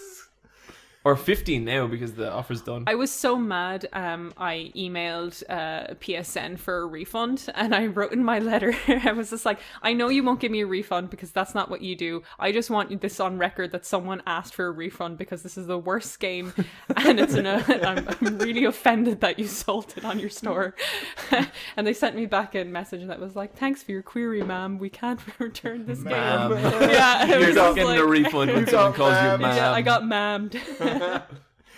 This sounds like I need to be in the room with you guys when you're playing it, because I just think I need to be on your shoulder having a good old laugh. Oh God, Okay, Brian. we'll sort something. Yeah. Like, John, if you finish this part, that's like, we can sit down for the audio version. Okay, I think that's maybe the only way I would play the audio version. Okay. Sold. Anyway, the Quiet Man's terrible. Quiet So Man. like the way you play it is you're not allowed to say anything while playing this game, and like something happens and you're like, "Let's." I can't say anything. He's not quiet though. He talks like He just talks. like he's not deaf. Yeah. Like Wait. I feel so bad for the deaf person. I was like, oh my god, cool, like a deaf protagonist this is gonna be awesome. And this fucking guy is it. Hang on, is this guy deaf from birth? Okay, in a flashback, they have him like as maybe a 12-year-old maybe lose his hearing. Okay. So his father beats him up. That's why he doesn't sound like a deaf person. Yeah, so he became deaf later in life. Okay. But that's hard to understand because he doesn't use sign language. And I was watching the interviews afterwards. They only got a sign language expert in for the one section where they use American Sign Language, which is towards the end, and the child uses it, and it was just to make sure it was correct. So that was the only consultation that they had. I had one little bit where he used a tiny bit, and then another character who I really didn't think was deaf or would know sign language, like someone who's a really unimportant part of the game, did the sign language back, and I was like, what is happening? Representation, that's what's happening. It's so nuts. And what's really bad about it is with the voice acting, there's some good actors in it. Oh, really? And I feel so bad for all of them. Like, the person who plays Tay is the strongest performance. He's his friend who hires him at the club. Is the strongest performance by far, and I feel so bad for that man. Even like some of his like even when you can't hear him talk, I thought like he was quite interesting to watch, and he had like really interesting like mannerisms and stuff. But yeah, and like, what does the quiet man sound like? Is he like, you're gonna have to speak up? He barely talks. Even in the audio version, he literally goes, I can't hear. Like, I think that's one of the... Does he speak like with the inflections a deaf person would have? But like, has he got like a cool guy voice? That's one thing I really liked about the fucking movie, A Silent Voice. Like, I really liked that the girl spoke like a deaf person would speak. And that I thought that was super endearing. Really, really good. Yeah. But like, so is the game subtitled? Nope. No, Brian, you can't hear anyone talk. Because deaf people don't understand I don't blame you for not understanding this, because it's fucking dumb. But like, you're literally watching these cutscenes, you can't hear anyone talk, and the deaf protagonist is talking back to people because he can understand them. Yeah. Okay, like, to me this sounds like, describe me a chair, and you're talking about knives. And I'm like, no, that's not... Well, no, it's a chair, but it's made of metal and it's very sharp. This sounds fucking terrible. It's the worst. It's the worst. People keep like comparing it to the bouncer, and I think that's such an insult to the bouncer. You know, I like the bouncer. I'm not going to sit here and say that the bouncer is a very good game, but comparing it to this is the most unfair shit in the world. It had a narrative. It had an aesthetic. It had a look. It had a Kingdom Hearts fucking look that was like, if Kingdom Hearts like smoked a cigarette, that's what the bouncer was, and I liked it. Me too. I mean, this isn't a real game, is it? No, Brian, this is real. Like, well, you'll see. Yeah, I need to show you this. This sounds fucking terrible. Did you talk about this in the last episode? And everyone, like, this isn't real. This sounds like a made-up thing. Now, Brian, you went to Japan and this is what happened. Okay, look. I'm going to move on now. We could go on about this game forever, but we've many things to get through. I played The Missing, J.J. McCackfields and the Island of Mysteries. Excuse me, what did you say? I don't know. J.J. McCackfield? McCackfield? What's it called? I don't know. What's it called? J.J. Macfield. What the fuck is a macaca? What the fuck's a Macfield? It's all just language. We all made it up anyway. Nothing actually means anything. We're all just a fucking bag of atoms swimming around in a weird vacuum. Identity's a lie. Nothing matters. So I played this game anyway. And I think what put me off this game the most from looking at it was like, oh man, Swery's just after doing like an indie platformer. Do you know what I mean? And I feel like that kind of moody platformer, that's been so tired for so long now. And that was kind of my initial hesitation to just try the game.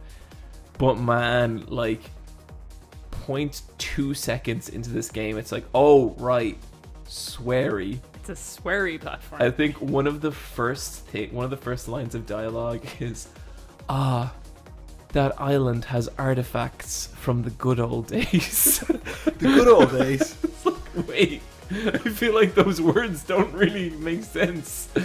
But so I've played about an hour and a half. I think I'm just cutting past like I think the church section. I am super into this game. I think this game is fucking fantastic. There's the gameplay part of it is probably the most functional gameplay Swery's ever done. Not gonna say it's good. It's pretty stiff and awkward, but I like so far. I like the puzzles. It does a really poor job of like telling you the mechanics of the game. Like there's a section near the start where you have to basically remove one of your own body parts and throw it at something. I did not know that I could either remove my body parts or throw anything, so that was not fun figuring that out. But other than that, like, the story is really compelling, the characters are really interesting, and the way a lot of it's communicated is through a cell phone. And what I thought was really cute is that each character has a set of stickers they like to use. So like JJ, the main girl, is that her name? Yeah. She for some reason loves this set of like chef stickers, and like none of them are real obvious cuts. And then like the girl she's like having a relationship with is like really likes this lobster sticker, and so she'll send you like pictures of like the lobster hugging a pig being like I love you, and it's really sweet and cute, and it's just really fucking weird. A man with a moose head brought me back to life, and it's strange and it's janky, but I've been having a great time. You've actually been streaming a bunch of this. Yeah, on our YouTube, the Let's Fight a Boss YouTube channel, you can find part 1 and part 2 of my stream, and I'm hopefully going to do part 3 sometime this week and finish it out. I really like this game, and I also really don't like this game. Thankfully, I was streaming it on Twitch, so I had Twitch chat to help me through. Some of these puzzles are just bad, like straight up bad. Just not explaining to you what is going on. Not explaining, things aren't telegraphed clearly. Like I spent a lot of time just being like, what the fuck do I have to do? Like I can't figure it out. And someone's like, oh, you just roll underneath it. But you couldn't tell there was a gap underneath it because just the way it is graphically composed, it just didn't telegraph it clearly. There's things I like about the aesthetic, but I feel like it's a little underdeveloped, and then like in terms of actually signposting you the things that are happening. Mm-hmm. But then I'm kind of like, it's fucking sweary. Yeah, like it's kind of like he makes interesting games. I don't think he makes mechanically good games. Absolutely not. And I still think this is the most mechanically competent. Yeah, this is Arc System Works working with his White Owl studio. The basic, how you play the Missing is you basically brutalize the protagonist JJ to get through puzzles. There's some puzzles that are on, for example, where there will be like vines covering an entryway. You need to burn them. How you get fire there is you set JJ's body on fire and you crawl all the way up to him and use her body to light them on fire. And it's weird because she's this super beautiful anime girl with this really like cool outfit and stuff, and you're just like destroying her over and like hitting her with wrecking balls, having her like decapitated by weird spider monsters, and it's all kind of part of the mechanics. You can break her down to just her head and roll around as her head. I actually really like the controls of rolling her around as her head. It's kind of like that Never Dead game. Yeah, it's it not sounds terrible. like it. Yeah, it sounds like Never Dead meets Gravity Rush meets Limbo. I still want to play Never Dead. Yeah, me too. There's like, it sounds really gruesome, but visually it isn't gruesome. When something happens to her, like she breaks her neck or she goes on fire, it goes to silhouette, so it blacks her out, so you don't actually see the viscera of it. But where it compensates is the sound design is extremely visceral. Like I had a few people after the stream, I felt really like drained by it, but a few people were like, oh my god, when she's on fire and her screaming, like that was hard to deal with, like nearly. But then like you couple all this like hyper violence with these messages through the phone, and JJ's a college student and she's dealing with all the stress of college, and she's going to art college for design specifically, and you get like messages from her tutor who's like really into Star Wars and is going to a con dressed as Boba Fett and is just like going on these long rants about why Star Wars is great. and all the dialogue feels really naturalistic. Every time I get like a notification of new messages, I'm like straight away in there, because it is just through text and like the like occasional emoji, it is so effective at communicating those characters. Like after like 10 or so messages with the mom, I feel like I had such a clear understanding of their relationship. She's such a college mom. Like JJ starts getting messages from her being like, how are you doing in school? Like, I message your tutor. Like, are you like doing enough kind of things? And she's like, don't message my tutor. Like, what are you doing? Her mom is like saying that she doesn't come home enough at the weekends to see her anymore. And it really captures this kind of like, I don't know, art college vibe that I wasn't expecting the game to present me, but was very, very honest. And that's what it seems like so far. I haven't finished it as of yet, but right now where I am at, it feels like an honest experience, and I'm curious to see where it goes. Yeah. Last thing I'd say about it is like, if you go to Swery for a very specific thing, don't let the aesthetic of the game put you off. It is totally there. Like that weird, like the same person who made Deadly Premonition definitely made this game, and I'm really excited to spend more time with it. Brian, Yes. tell us about Luigi's Mansion 3DS. Very quickly, I played Luigi's Mansion 3DS, the GameCube game that was ported to 3DS on the flight over, and I was enjoying it, and then I stopped enjoying it, and I'm not bothered to finish it. Really? Is it not just the first game again? It's the first game again, yeah. And that was a launch title for the GameCube, Yeah. and it's super impressive looking, and like it still holds up and all. But there's just like bits in that game where like you finish the main story, but you have to walk around the mansion and collect 50 boos. And like you'll go into a room and you'll trigger the boo animation, and you'll suck at him and you'll bring his counter down. Then he'll go into another room and you trigger the animation, and so on and so forth. And it's just a lot of repetition of you going into rooms, working around the level geometry. Sure, yeah. But then, like, I really like how it looks. Yeah, and it's got such a cool look. it's super charming. It's just, there are mechanics in that game that are, like, that would not exist in a contemporary game. And you're a big advocate of, like, the sequel to this game, right? Yeah, Dark Moon, I think, is a better game. The 3DS-only sequel. And I'm really looking forward to Luigi's Mansion 3. Because I do like that series. It's just, Yeah, I think I'm definitely gonna. That's for the Switch, right? yeah, it's a Switch exclusive, or well, not exclusive, but that like it's developed specifically for the Switch. Yeah, yeah. But it's just the original game is aged, and I thought I'd enjoy it more than I did, but I didn't. Yeah, that's a shame. It sucks when that happens. You also played some Bloodstained: Curse of the Moon. I did. This game's rad, right? Yeah, it's a really, really cool game. Just does everything right. If you are at all curious about it, I think all three of us like this game. It's on the Switch. You should play this game. It's really cool.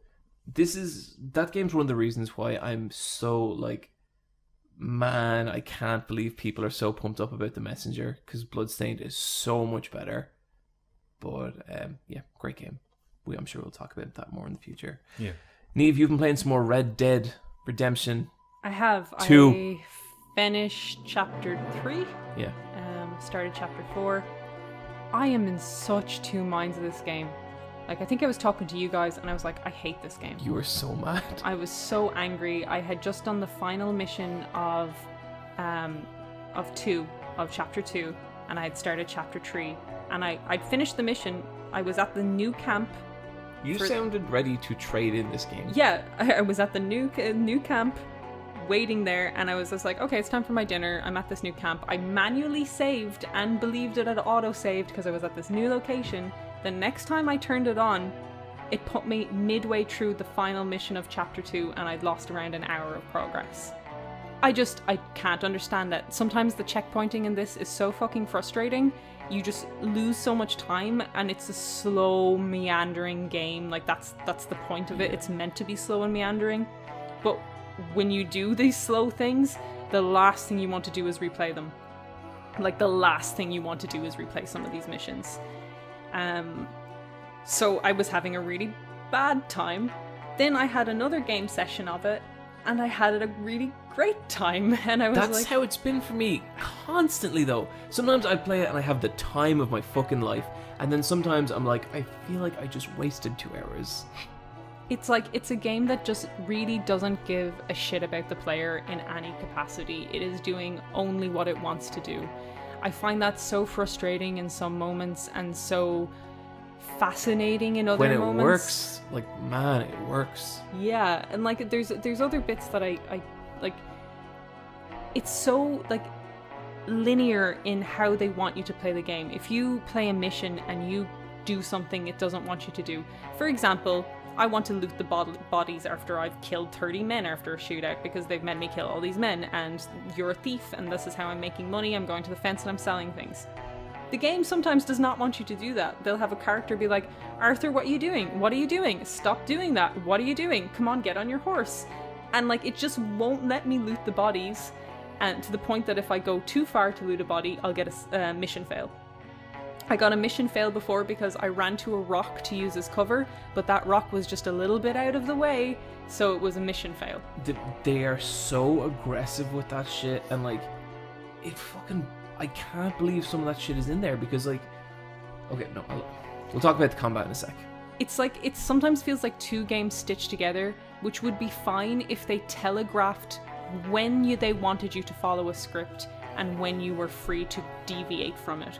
But it doesn't really telegraph that well, to the point that sometimes I feel like I've all this freedom in the world to explore this game and be this cowboy on my cool horse, and then the next moment I feel like every bit of freedom they gave me has just been stripped from me, and they were like, you are on rails, essentially.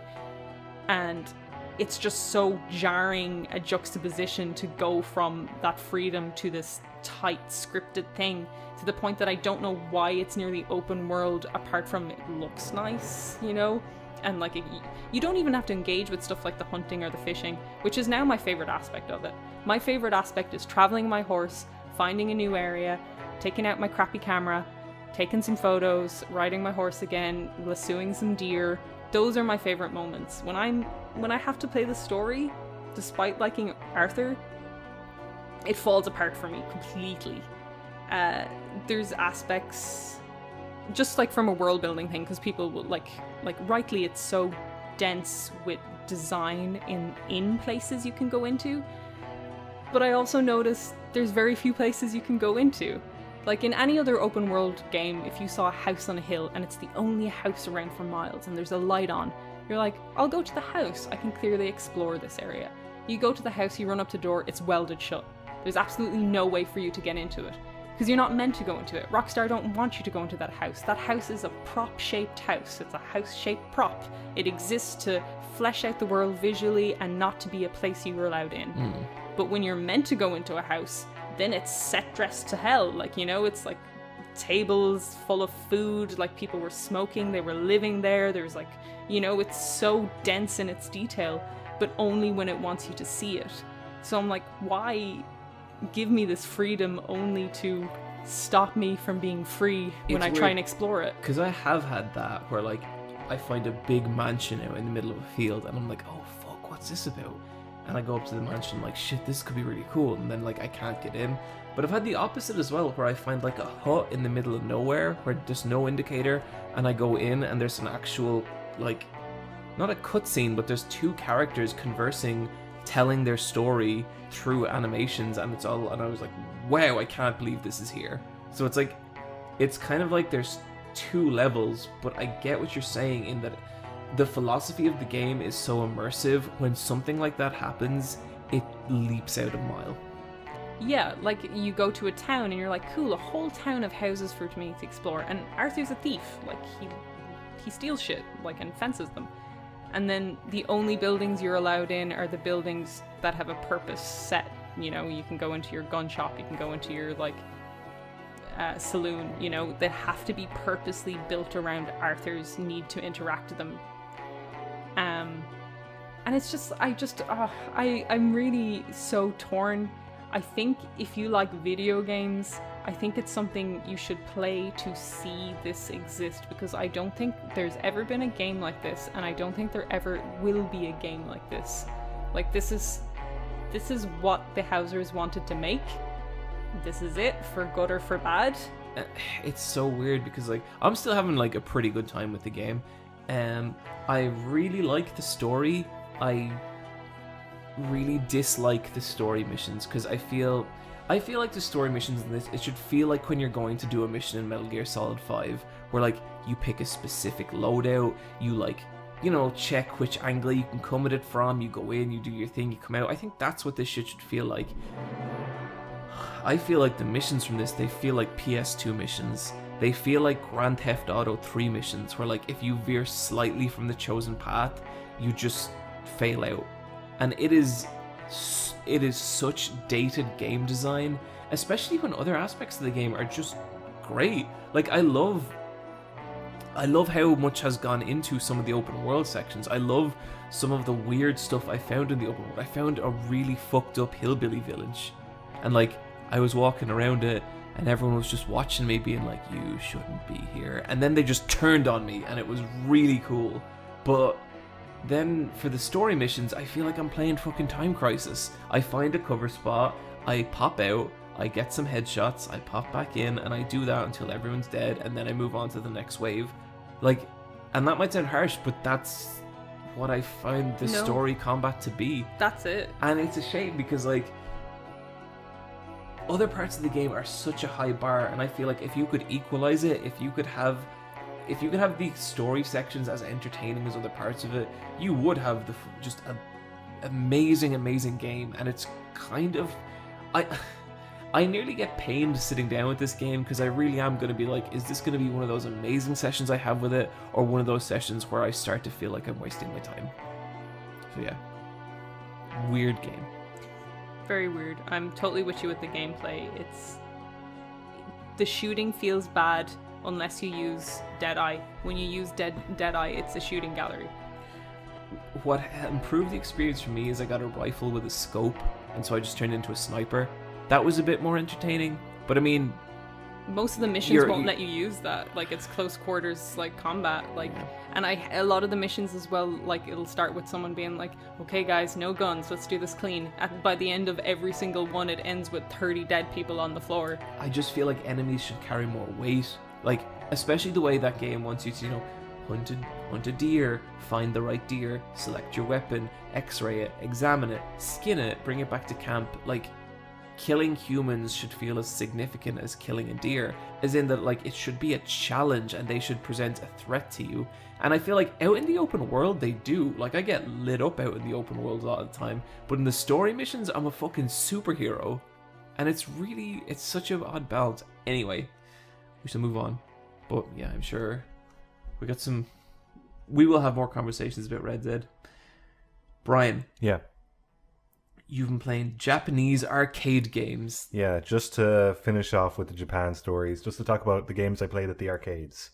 I played a lot of Guilty Gear Xrd Rev 2, and I beat a dude over there. That felt real good, because for ages nobody would play with me. And then if you're a foreigner and you beat someone in Japan legally, you're allowed to take their shirt. Well, I didn't want his shirt look crap. Good. But I saw him afterwards, like, trying to see who beat him, because the way the cabinets are set up is that you don't see your opponent because there's a big screen in front of each other. But he kind of saw me and he looked fucking, like, so bummed that some fucking Baka Gaijin showed up. I play as Elfelt in Guilty Gear, and she's truly best girl.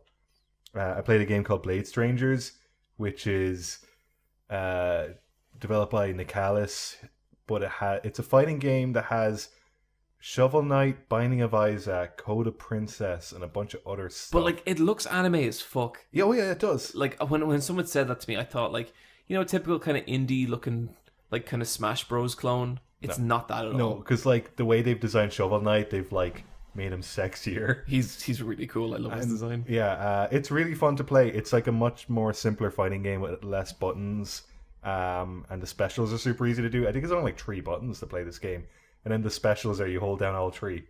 Like, it's a very simple game, but it's pretty cool. Yeah, I'd like to pick it up maybe when it comes down in price a little bit. Yeah, the most popular game was Gundam Extreme Versus 2, which just arrived in the arcades at the end of October, and there were queues for this game. And it's a Gundam beat 'em up game or Gundam fighting game, but it's a third-person fighter like Power Stone, but you're fighting on a big giant map because you're a Gundam, and you have a tiny. Is it like one of those over-the-shoulder? Yeah. So it's an over-the-shoulder fighter on a big giant map, and you have a very, very weak HP meter, and you do a shit ton of damage, and a lot of it is you're dodging other attacks, and it might be like 2 or 3 hits, and you've either won or lost the game. And it's a 2-on-2 versus fighter. So it's you paired up with someone else on the internet or locally, depending on how the machines calibrate the connection. But it's a lot of fun to play, and it has every Gundam ever in it by the looks of it.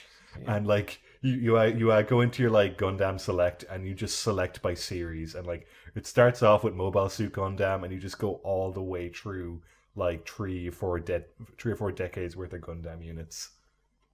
And like people are queuing up for this game, and some people are playing it and they're real good, and everyone's just standing around watching, and they're getting super into it. It's like the hottest shit in Japan right now. Probably won't be in 2 months, but right now it is. Then I played a lot of Taiko no Tatsujin with my girlfriend. I love this rhythm game. It's a lot of fun, and they have really, really cool track list, and it just came out on Switch as well, so we got it for the Switch. How does that work? It has a drum, doesn't it? Yeah. So it's a really, really simple rhythm game where you're playing with drumsticks on a big drum. Okay. And that's in the arcade. And you have the reds and the blues. So red hits and blue hits. And the red hits are inside the drum, and blue hits are on the side of the drum. And you just either have to hit blue or red depending on what it tells you. Like, it's a very simple rhythm game. But the way you play it on the Switch is you can play with motion controls that use the HD rumble that actually kind of tell you when you've connected a hit to an imaginary drum, or you can just play with buttons, and it's like so fucking easy. But does the drum stuff work? Yeah, no, it does. It does feel like, well, like you have to play the game in a way where you're sitting correctly, because if you sit with your legs crossed, the Joy-Cons don't read 100% of the time, because motion controls are finicky.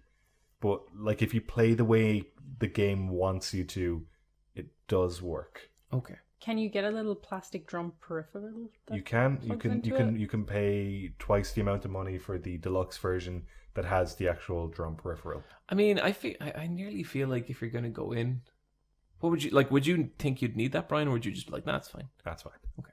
But it's got a really good track list. It has like the one on the Switch. It's on the Switch. It's on the PS4. The Switch version has a lot of Nintendo songs on it, but it has like Evangelion, One Piece, Pop Team Epic, a bunch of Toho songs. Oh, nice. A bunch of Vocaloid songs. It's got a really good list. I'd like to see that sometime. Yeah, it's a really, really fun rhythm game, and like it's so cool to just play that in the arcades and then like go home and buy it here. Yeah, and like pick up where you left off. I think that's a really great feeling. But yeah, that's it. Cool. Okay, and with that, let's move into our Quicktime Events.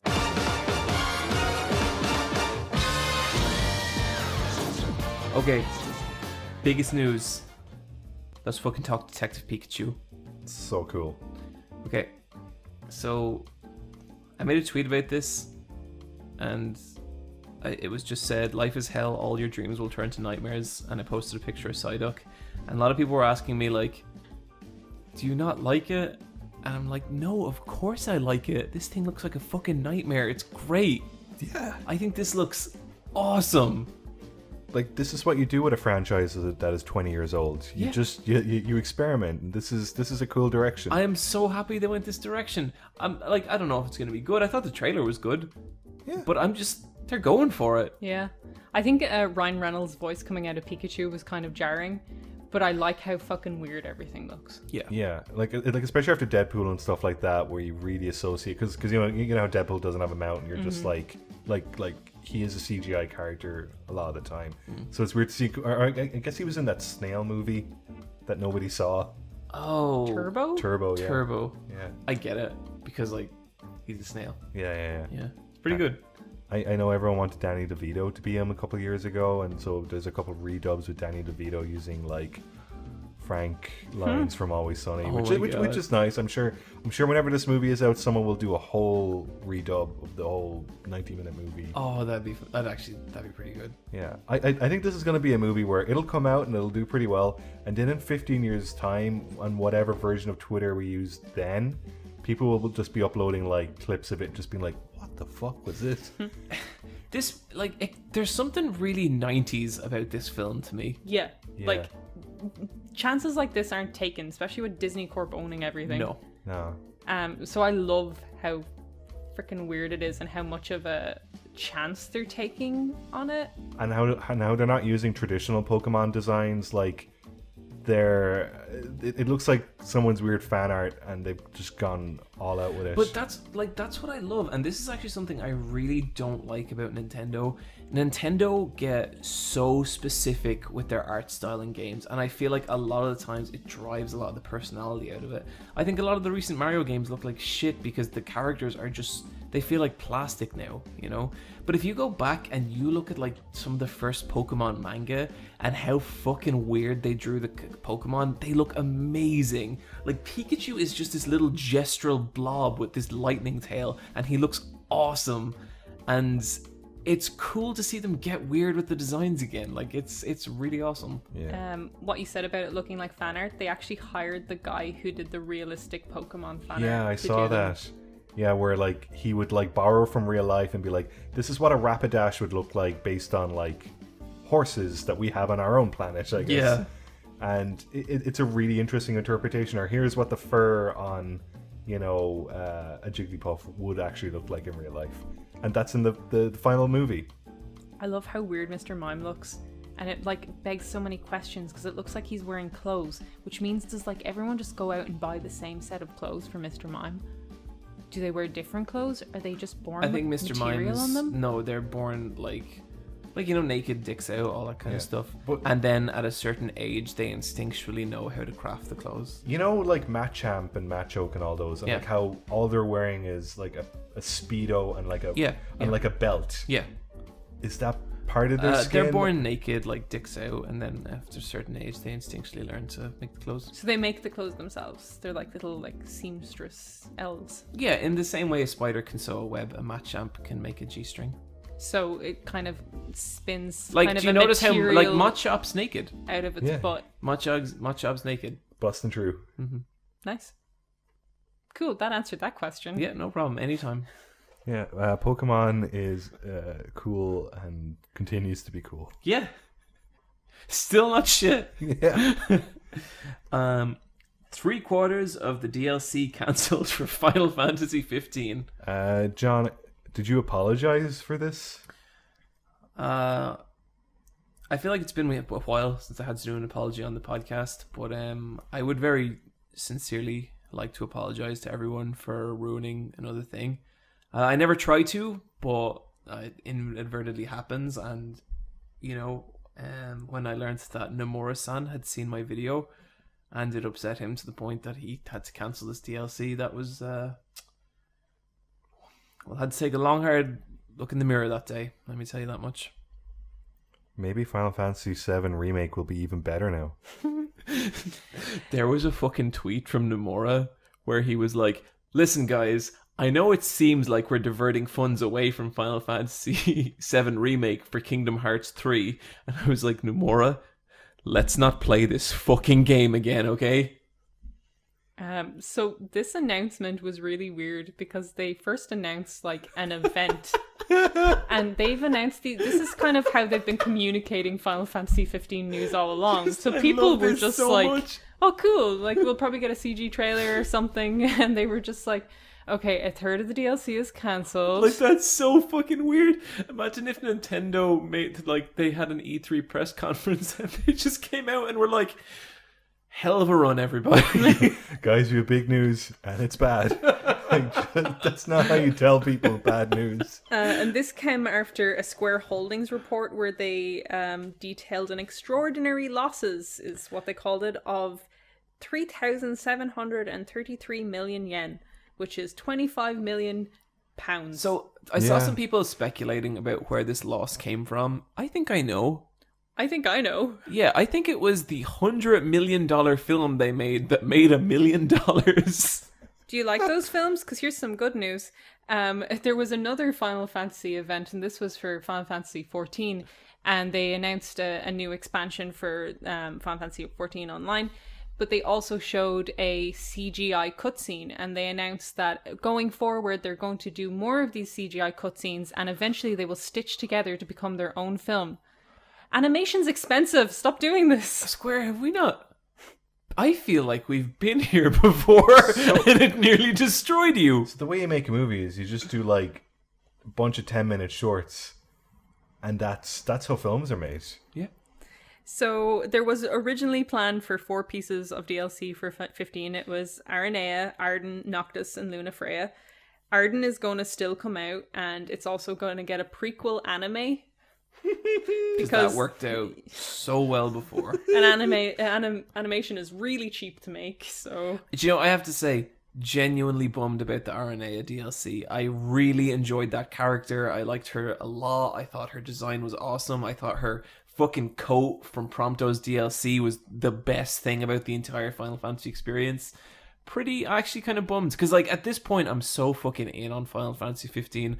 I was going to download every episode of that and I was going to play it, because the DLC 15 pretty good. But great if they had it in the game. It's an interesting point, Neve.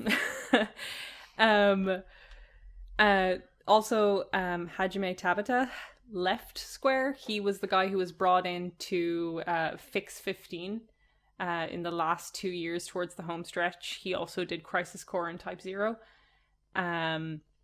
He is leaving to do his own stuff. Do you know what I discovered in the comments of my Final Fantasy 15 video? There is a very vocal section of the fan base that hates Tabata and says that he ruined 15. Nomura crashed that thing into the ground, and he had to pick up the pieces because of the success I just feel of like Type it's so unfair to Tabata being like, do you know what he fucking walked into? That thing was on fire. That thing, the development team of that was like broken. Like they were emotionally destroyed from the experience, and he came on board and he made a game, games are really hard to make. Alright. Anyway, but yeah, I might play the Arden DLC. I don't really give a shit about Arden. Like, whatever. Johnny, you have to play every bit of this game. Mm-hmm. You have to watch the anime too. Oh, fucking fine. Okay, fuck it. You know what? For the sake of this podcast, I will watch the anime and I'll play the DLC. Sony won't be at E3 2019. This is fucking stupid. It's fucking crazy. This is their first time in 24 years not being there. Yeah, I'm shocked.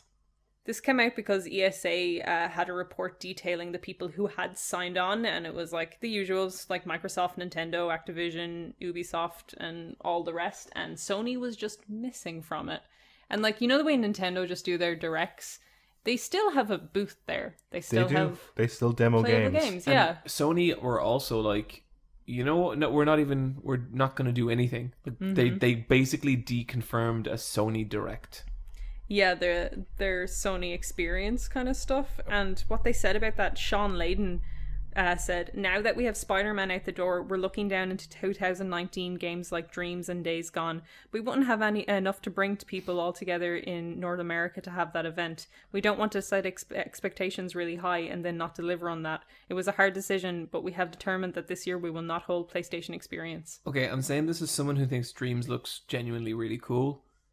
If your big titles for 2019 are Dreams and Days fucking Gone, Sony are in for a bit of an ass kicking next year. Like, when's The Last of Us 2 out? I think probably 2019. Probably late 2019, second half. And that game will. I guess they've shown that as much as they can now. Yeah, like, I don't think they're developing any new games past The Last of Us 2, really, for the PS4. And then you're starting to hear the rumors swirling about PS5 2021. Yeah, I believe that. And it's 2020. Yeah. Yep, that adds up. But yeah, crazy. Really surprised. Telltale titles delisted from Steam. Yeah, this is a pity in terms of game preservation. If you've ever wanted to play The Walking Dead, Jurassic Park, Monkey Island, Back to the Future, they're all now gone from Steam. They're still up on other sites. They're still up on PSN and Xbox, but they will probably leave pretty soon as Telltale goes into liquidation. And it's a pity. Those are some really, really great games, and they're gone now. Upside is, I feel like once this happens, once a developer fails in their role as like to preserve something, pirate the fucking shit out of it. Like, that's fine. Yeah. Agreed. It's like, I nearly had a section towards the end of the last video I did where I was like, everyone should pirate Silent Hill 3 because Konami lost the fucking source code. And I didn't, because it didn't flow. But yeah, people should. Spyro Reignited subtitles. Doesn't have any. Nope. People were really upset. They bought the game and there's no subtitles. So if you're deaf or just hard of hearing or just use subtitles to play games for a multitude of reasons. Yeah, I always have subtitles on. Yeah, me too. Yeah. You cannot do it with the Spyro Reignited trilogy. And people were upset of this, rightly so. And the explanation Activision Jesus fucking Christ was only more infuriating. Here's an expert from their comment. While there's no industry standard for subtitles, the studio and Activision care about the fans' experience, especially with respect to accessibility for people with different abilities, and will evaluate going forward. That's... No, you don't get to say both those things in the same sentence. Yes, like, it's something we are aware of, like, and we're not going to do it. I wish they would just be like, you know what, we fucked up, we overlooked this, we shouldn't have. That would have been fine, but to be like, we don't have to put in subtitles, we really care about accessibility. It's like, no, one of those things is true. And like, it's true, there is no standard, there's no set guidelines, and that's why like Mark Brown's video highlighting what makes good subtitles and what makes bad subtitles is a really important resource that developers should consider and should use. But that doesn't exempt you from doing it. It means you should try your best to do it in the best of your ability. And this isn't some huge 100-hour, 200-hour RPG with loads and loads of text, which should be subtitled as well. It's Spyro. Yeah. The script has existed for years and years and years. Mm-hmm. And they just didn't do it. Nope. And that's super shitty. Really, really shitty. So yeah, that was lame. That was bad. Devil May Cry series coming from Adi Shankar.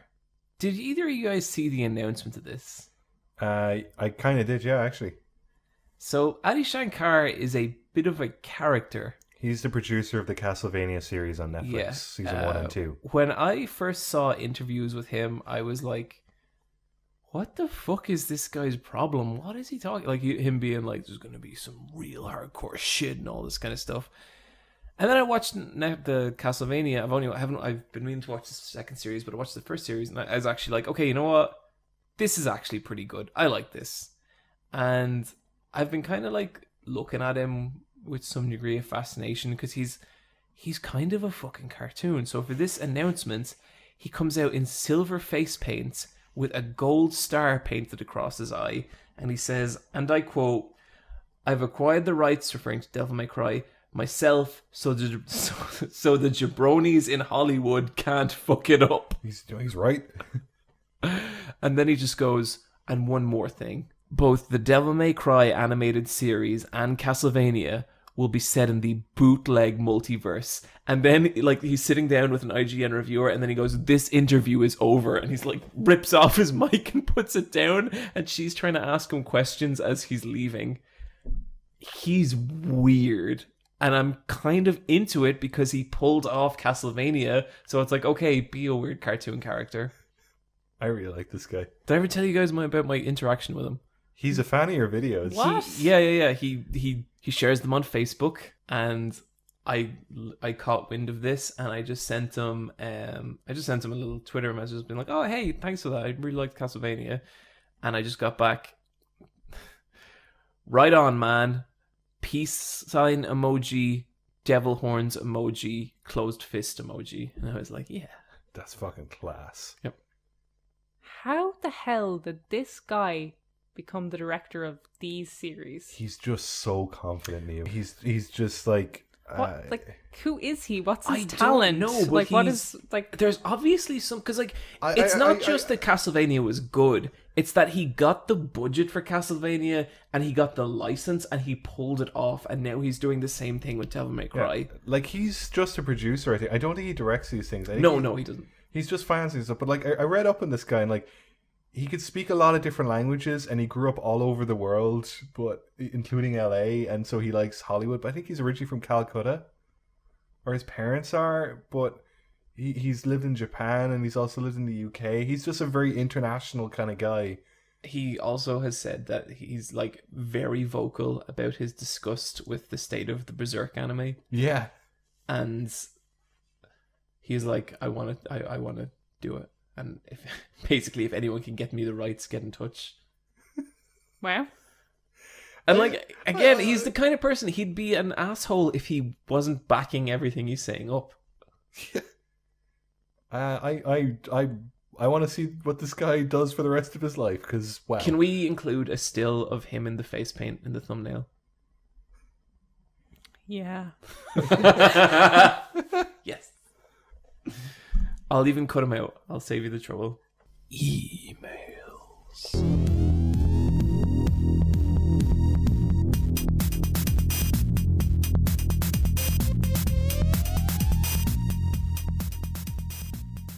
If you want to send an email, you can email askletsfightaboss@gmail.com. That's askletsfightaboss@gmail.com. I'm afraid we only got one tonight, so we gotta make it special. And we're going with this one from Odrin. Hi guys, recently got into these podcasts and I'm having a blast listening to them. I also reconnected with Pokemon a ton recently and was wondering if you guys are into Pokemon at all. If you are, what is your favorite Pokemon game and why? What is your favorite Pokemon? Infernape is the right answer, by the way. Thanks, podcasts. Odrin. I love Soul Silver.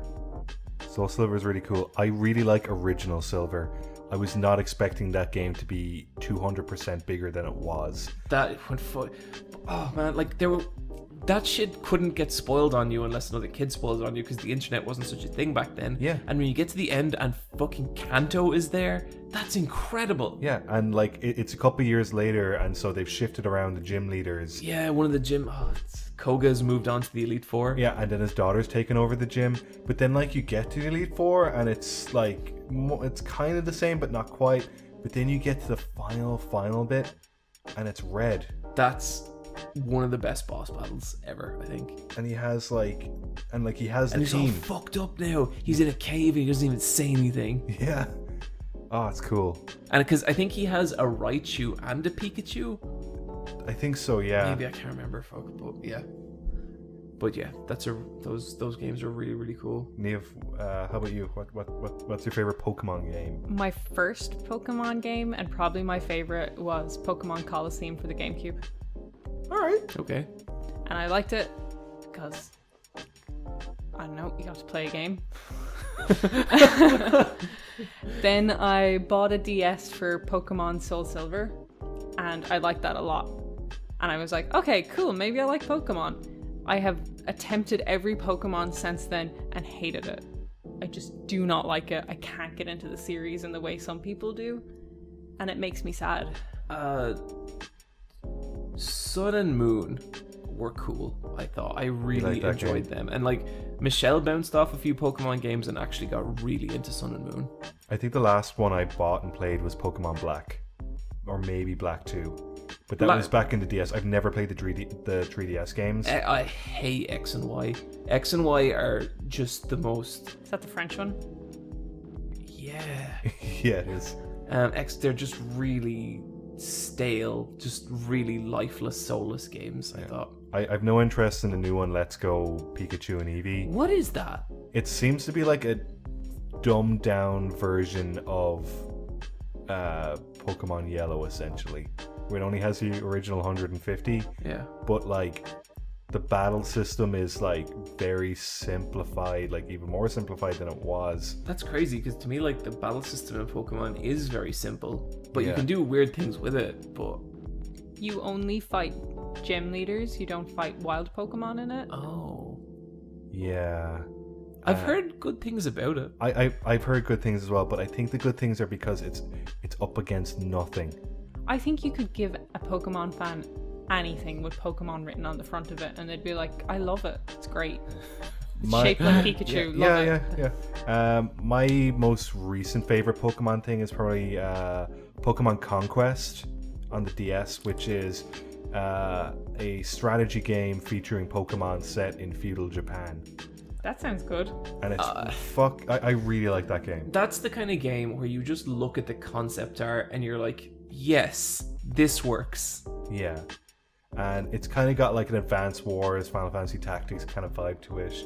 And you're playing as like trainers with Pokemon, but they're not the trainers. It's just like they have a human and a Pokemon, and they have a bond with each other. But they don't have Pokeballs because it's in the past. Yeah, that's cool. And one dude has a fucking Mewtwo for some reason. even though he's a genetically engineered. Yeah, but like the music is really good.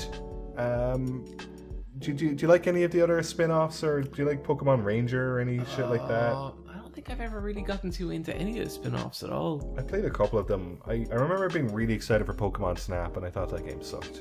Pokemon Stadium was probably the biggest one. They had that game with the Magikarps. Yeah. Oh, I love the mini games. Yeah, there was a really good one, Lickitungs. And then how about favorite Pokemon?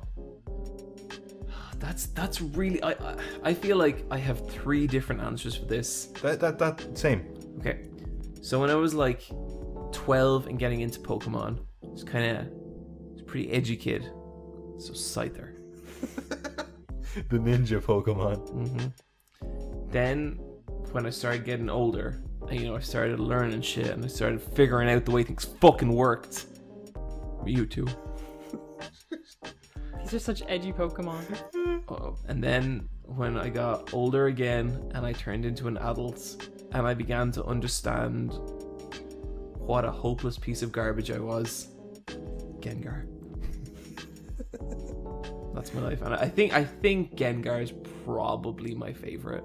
A lot of Pokemon I really like. I love Misdurvius, I love Bulbasaur, I love Machop, I love any fighting Pokemon. I love Throw. Throw's awesome. I love Umbreon. But yeah, I think it always kind of comes back to Gengar for me. I think Ghastly, Haunter, and Gengar, those are the coolest 3 evolution Pokemon. Because the way most 3 evolutions, you got that Wartortle in the middle, you got that Ivysaur, it just kind of fucking sucks. Yeah. But those 3 are they're all class. What's your favorite type? Is it Ghost then? Ghost or fighting. Yeah. That makes sense for you. Yeah. Yep. Do you want to go next, Steve? Yeah.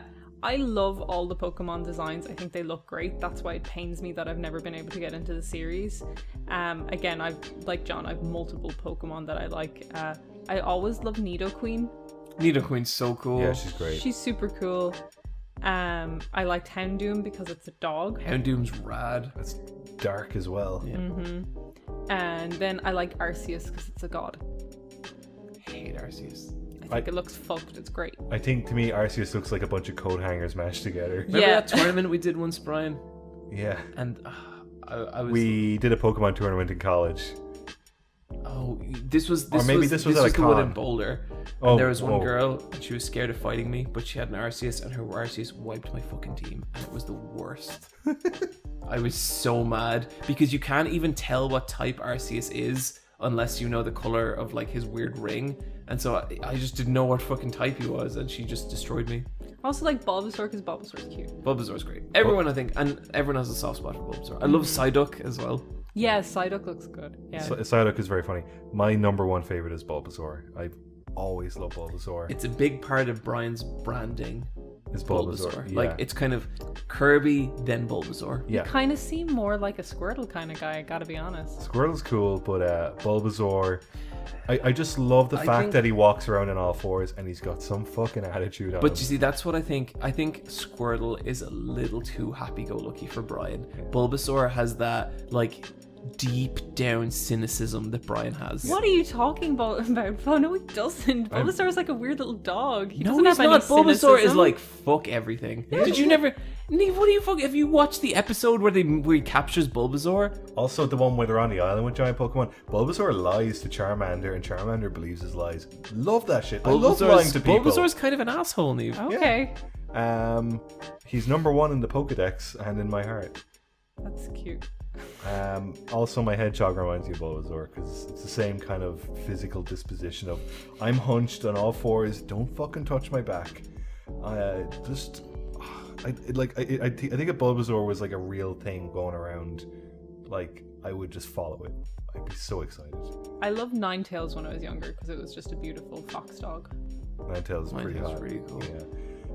I love coughing. I don't know why. Like, I fucking hate wheezing so much. That thing upsets me. But coughing has this thing where he's done a fart and he's real proud of it. And I just love that about him. And then of the more kind of recent generations, I love Tepig, the fire pig. Tepig's, he's really great. Yeah, he's such a cute guy. He's brilliant. But I love both his evolutions as well. Yeah. No, he's cool. I always kind of wish he was playable in Smash. Although I think maybe the third one is a bit too much. Oh no, the big fire sumo pig. I think the second one where it looks like a wrestler is really cool. Oh, and he has like, it looks like he's got like a leotard on. Do you remember there was that really famous animation of Tepig evolving that went around back in the day? It's so cool. Yeah. I like Pokemon a lot. Yeah. Always became super obsessed with it when I was little. Just saw a couple episodes of the cartoon and I was fucking done. I think I stopped being friends with people because I was like, I can play more Pokemon this way. I think I got popular at school because of Pokemon. I went from being like, that guy likes weird games to like, that guy knows about the weird games. I'll always remember like liking Pokemon, and one of the bullies in school came up to me and he just said, "Pokemon's gay, John." And I looked at him and I said, "Why do you always hate things you don't understand?" Big moment. Big moment. Yeah, it is. Digimon's better than Pokemon in every regard. I also really like Digimon. I disagree, but I really like Digimon too. I think the fiction in Digimon has a lot to it that I like. I think the games are trash. Yeah, probably. They are. Yeah. But like, but Digimon's That really PS1 interesting. Digimon game was pretty good. But I also think like I think anyone who says I would rather live in the Digiverse than the Pokemon universe is a lying piece of shit. would you rather, like, so it's like Saturday morning and you have a big bowl of cereal, would you rather watch the first Pokemon movie or the Digimon movie? And I'm talking about like the dub that was released over here. The Digimon movie. The Digimon movie is Yeah, great. I like the Pokemon movie is kind of crappy. I love the Digimon movie. Like, it is fucking something. Yeah. I have never gotten as familiar enough with Digimon as I'd like, and I'd love to do a deep dive sometime. I'd love to just watch like fucking 100 episodes of that shit and just be like, okay, now I get it. It's really weird. Like, it's so weird. That's what I kind of like about it. I did really like that the Digimon could digivolve, but then return back to their like cute form. So like you could see their upgrade, but then you could go back to the Oh man, the 3D bits, remember that? Yeah, oh, so good. Because like the one thing about Pokemon was that I really missed Charmander after Charizard came in. And like Charizard being in it meant like we'd never see Charmander again. But I liked that in a way as well, because it was sad and like they played into it being sad. He's such an awful person And, like, to Ash. growth changes you. It's true. But even like, do you remember how sad it was when Ash wanted to beat Surge and he was like, oh, I guess I'll just kill my Pikachu and turn it into a Raichu. See, that's what I don't like about Pokemon. It's people getting animals to do their fighting and bidding for, I don't know, fun. But with Digimon, it's a mutually beneficial Oh, Jesus, Neve, shut team. up. Jesus, I'm so fucking sick of this shit. Yeah. It's a friendship. Oh. Friendships, I would trade every friend I have for one shitty Pokemon. I would trade you two for like a fucking a Caterpie in a second. Okay. No, okay. Of the original 150, who is the lamest fucking piece of shit? Fuck off. Okay, I outta have here. the ultimate, complete, 100% answer to this. Venonat. Okay, for me. When's the last time you saw someone pumped about Venonat? Okay, for me, it's either Zubat just because they're annoying in the game, but my top choice for like fuck off out of here right now is Tauros. Yeah, Taurus is the other one. Yeah. He sucks. Yeah. Ugh. Or Dragonite.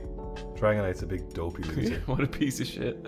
And people love Dragonite, and he's so fucking I know lame. some people that I'm Get like, that man in a children's television costume out of my fucking team. oh, sweet Dragonite! I'm Dragonite. You want to do some drugs, kids?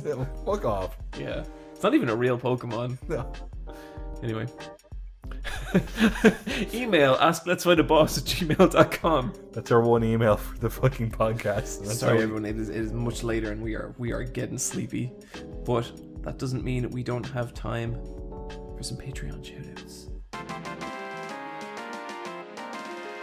Fuck yeah. That's patreon.com LFAB. And if you are a member of our Discord, you can give us a shout out. You can leave a little message for us and you will sound as cool and awesome as these people. I'll start things off with Costanza. Don't forget to brush your teeth. Let's floss a bitecast. I really liked that. That's brilliant. fucking great, isn't it? I've got one from Geo. Mm-hmm. Just wanted to say hi to the queens of the podcast and the little minion. Keep up the good work. Can't wait to see what else you have in store in the future. I wish he had been more specific about who was what. In Oh, I think we know. Anyway, Yeah. And then this one is from Cogzilla, and it says, "Hi everyone, and Josh." that's Jam. Thank you very much. Okay, we're gonna move straight into our loot drop. Sorry, just. Are you sure The Quiet Man is a real game? I think I'm gonna be. You know what, Brian? No, I'm really not. I don't know what I am. I think I'm gonna be laughing myself to sleep over that fucking thing. Oh, wait till we play it. Okay, look, cards on the table here. Been a little busy recently. Have not watched my loot drop, but it's from our boy Mark Brown. It's on Castlevania. It's about level design. What do you fucking want? Like, does anyone think that's going to be a bad video? Does anyone think that Mark Brown is going to do a bad video on Symphony of the fucking Night? I'm putting money on this being good. It's good, yeah. Don't worry. John will watch it with you as we all watch it together. Yep.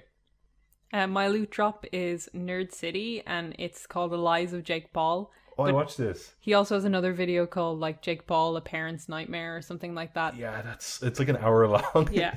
So when we were talking about the Shane Dawson documentary, I think I said, like, I don't think it's amoral. And I don't think Shane Dawson making that was. But what I do think is immoral is Jake Paul advertising to children in the way he does. I think it's terrible and disgusting, and something needs to be done about it. And Nerd City details the way he advertises directly to children. And in this one, The Lies of Jake Paul, it's how Jake Paul in the Shane Dawson documentary played dumb when asked about his advertising tactics. But it just shows Jake Paul at all these conferences talking about being an influencer and how much he's done this and how practiced he is at the whole thing. And I just thought it was really, really interesting. And Nerd City just makes some really entertaining videos. Yeah. Did you see the portrait of Shane Dawson video? It's some guy drawing a really good picture. Yes, the I illustration. thought that was excellent as well. And like, That one's, I'm still like on the fence about Shane. There's things I really like about him, there's things I really don't like about him. I thought that was a really good video. Yeah, that was kind of about Shane not being able to take criticism and being really weird on Twitter about it. I understand how the pressure could kind of fucking break Shane, but yeah, I do think some of this stuff is just like, I feel like he's more part of the problem than people are willing to say a lot of the time. But yeah, it's weird. Brian, what do you got? This is a remix, one of my favorite old remixes from YouTube, which is the Taco Bell Dorito Taco Reviews. You love this so much. I have heard Brian bring this up, no less than 50 times. Yes. This is a guy in his car and he's got the Dorito shell taco and he bites into it and he has a reaction. But it's one of those things where the noise he's making, people remix that to like anime opening theme tunes. But when we were on holidays in Japan, each time we went to a new hotel, I would play the song. And then I would also play the One Piece English dub opening song, just to really set a mood for the holiday. It was very important. So if you haven't seen these videos, now you have, and it is my gift to you. They're very special. Just like you are, dear listener. And I think that's going to do it. That's an episode. We got another one in the can, as they say. It's done. Episode 88. The dark episode. The dark episode? Sure. Yeah. Sure. Thank you for joining us, everyone. Good night. Good night. I want to be the best that ever was. To beat all the rest, yeah, that's my cause. Let's go!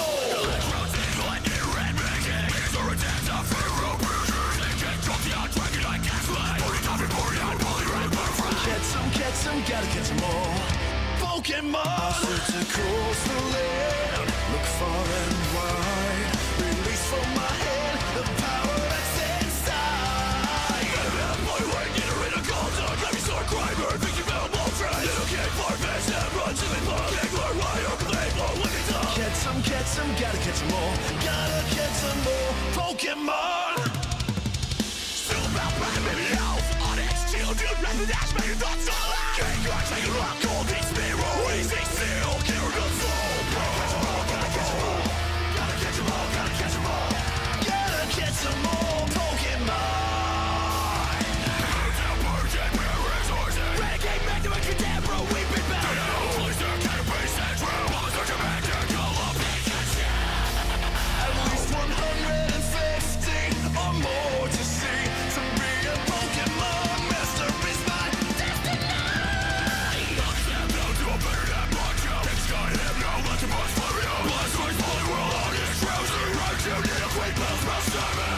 Oh shit, we're halfway there. Let's break it down.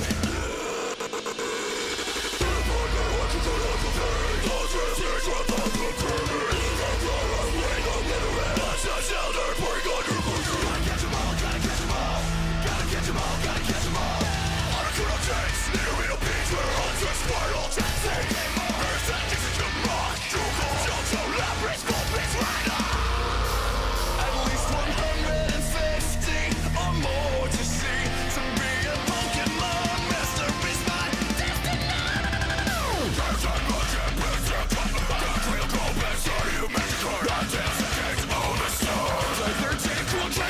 Whoa, catch your breath, man. Only 24 more.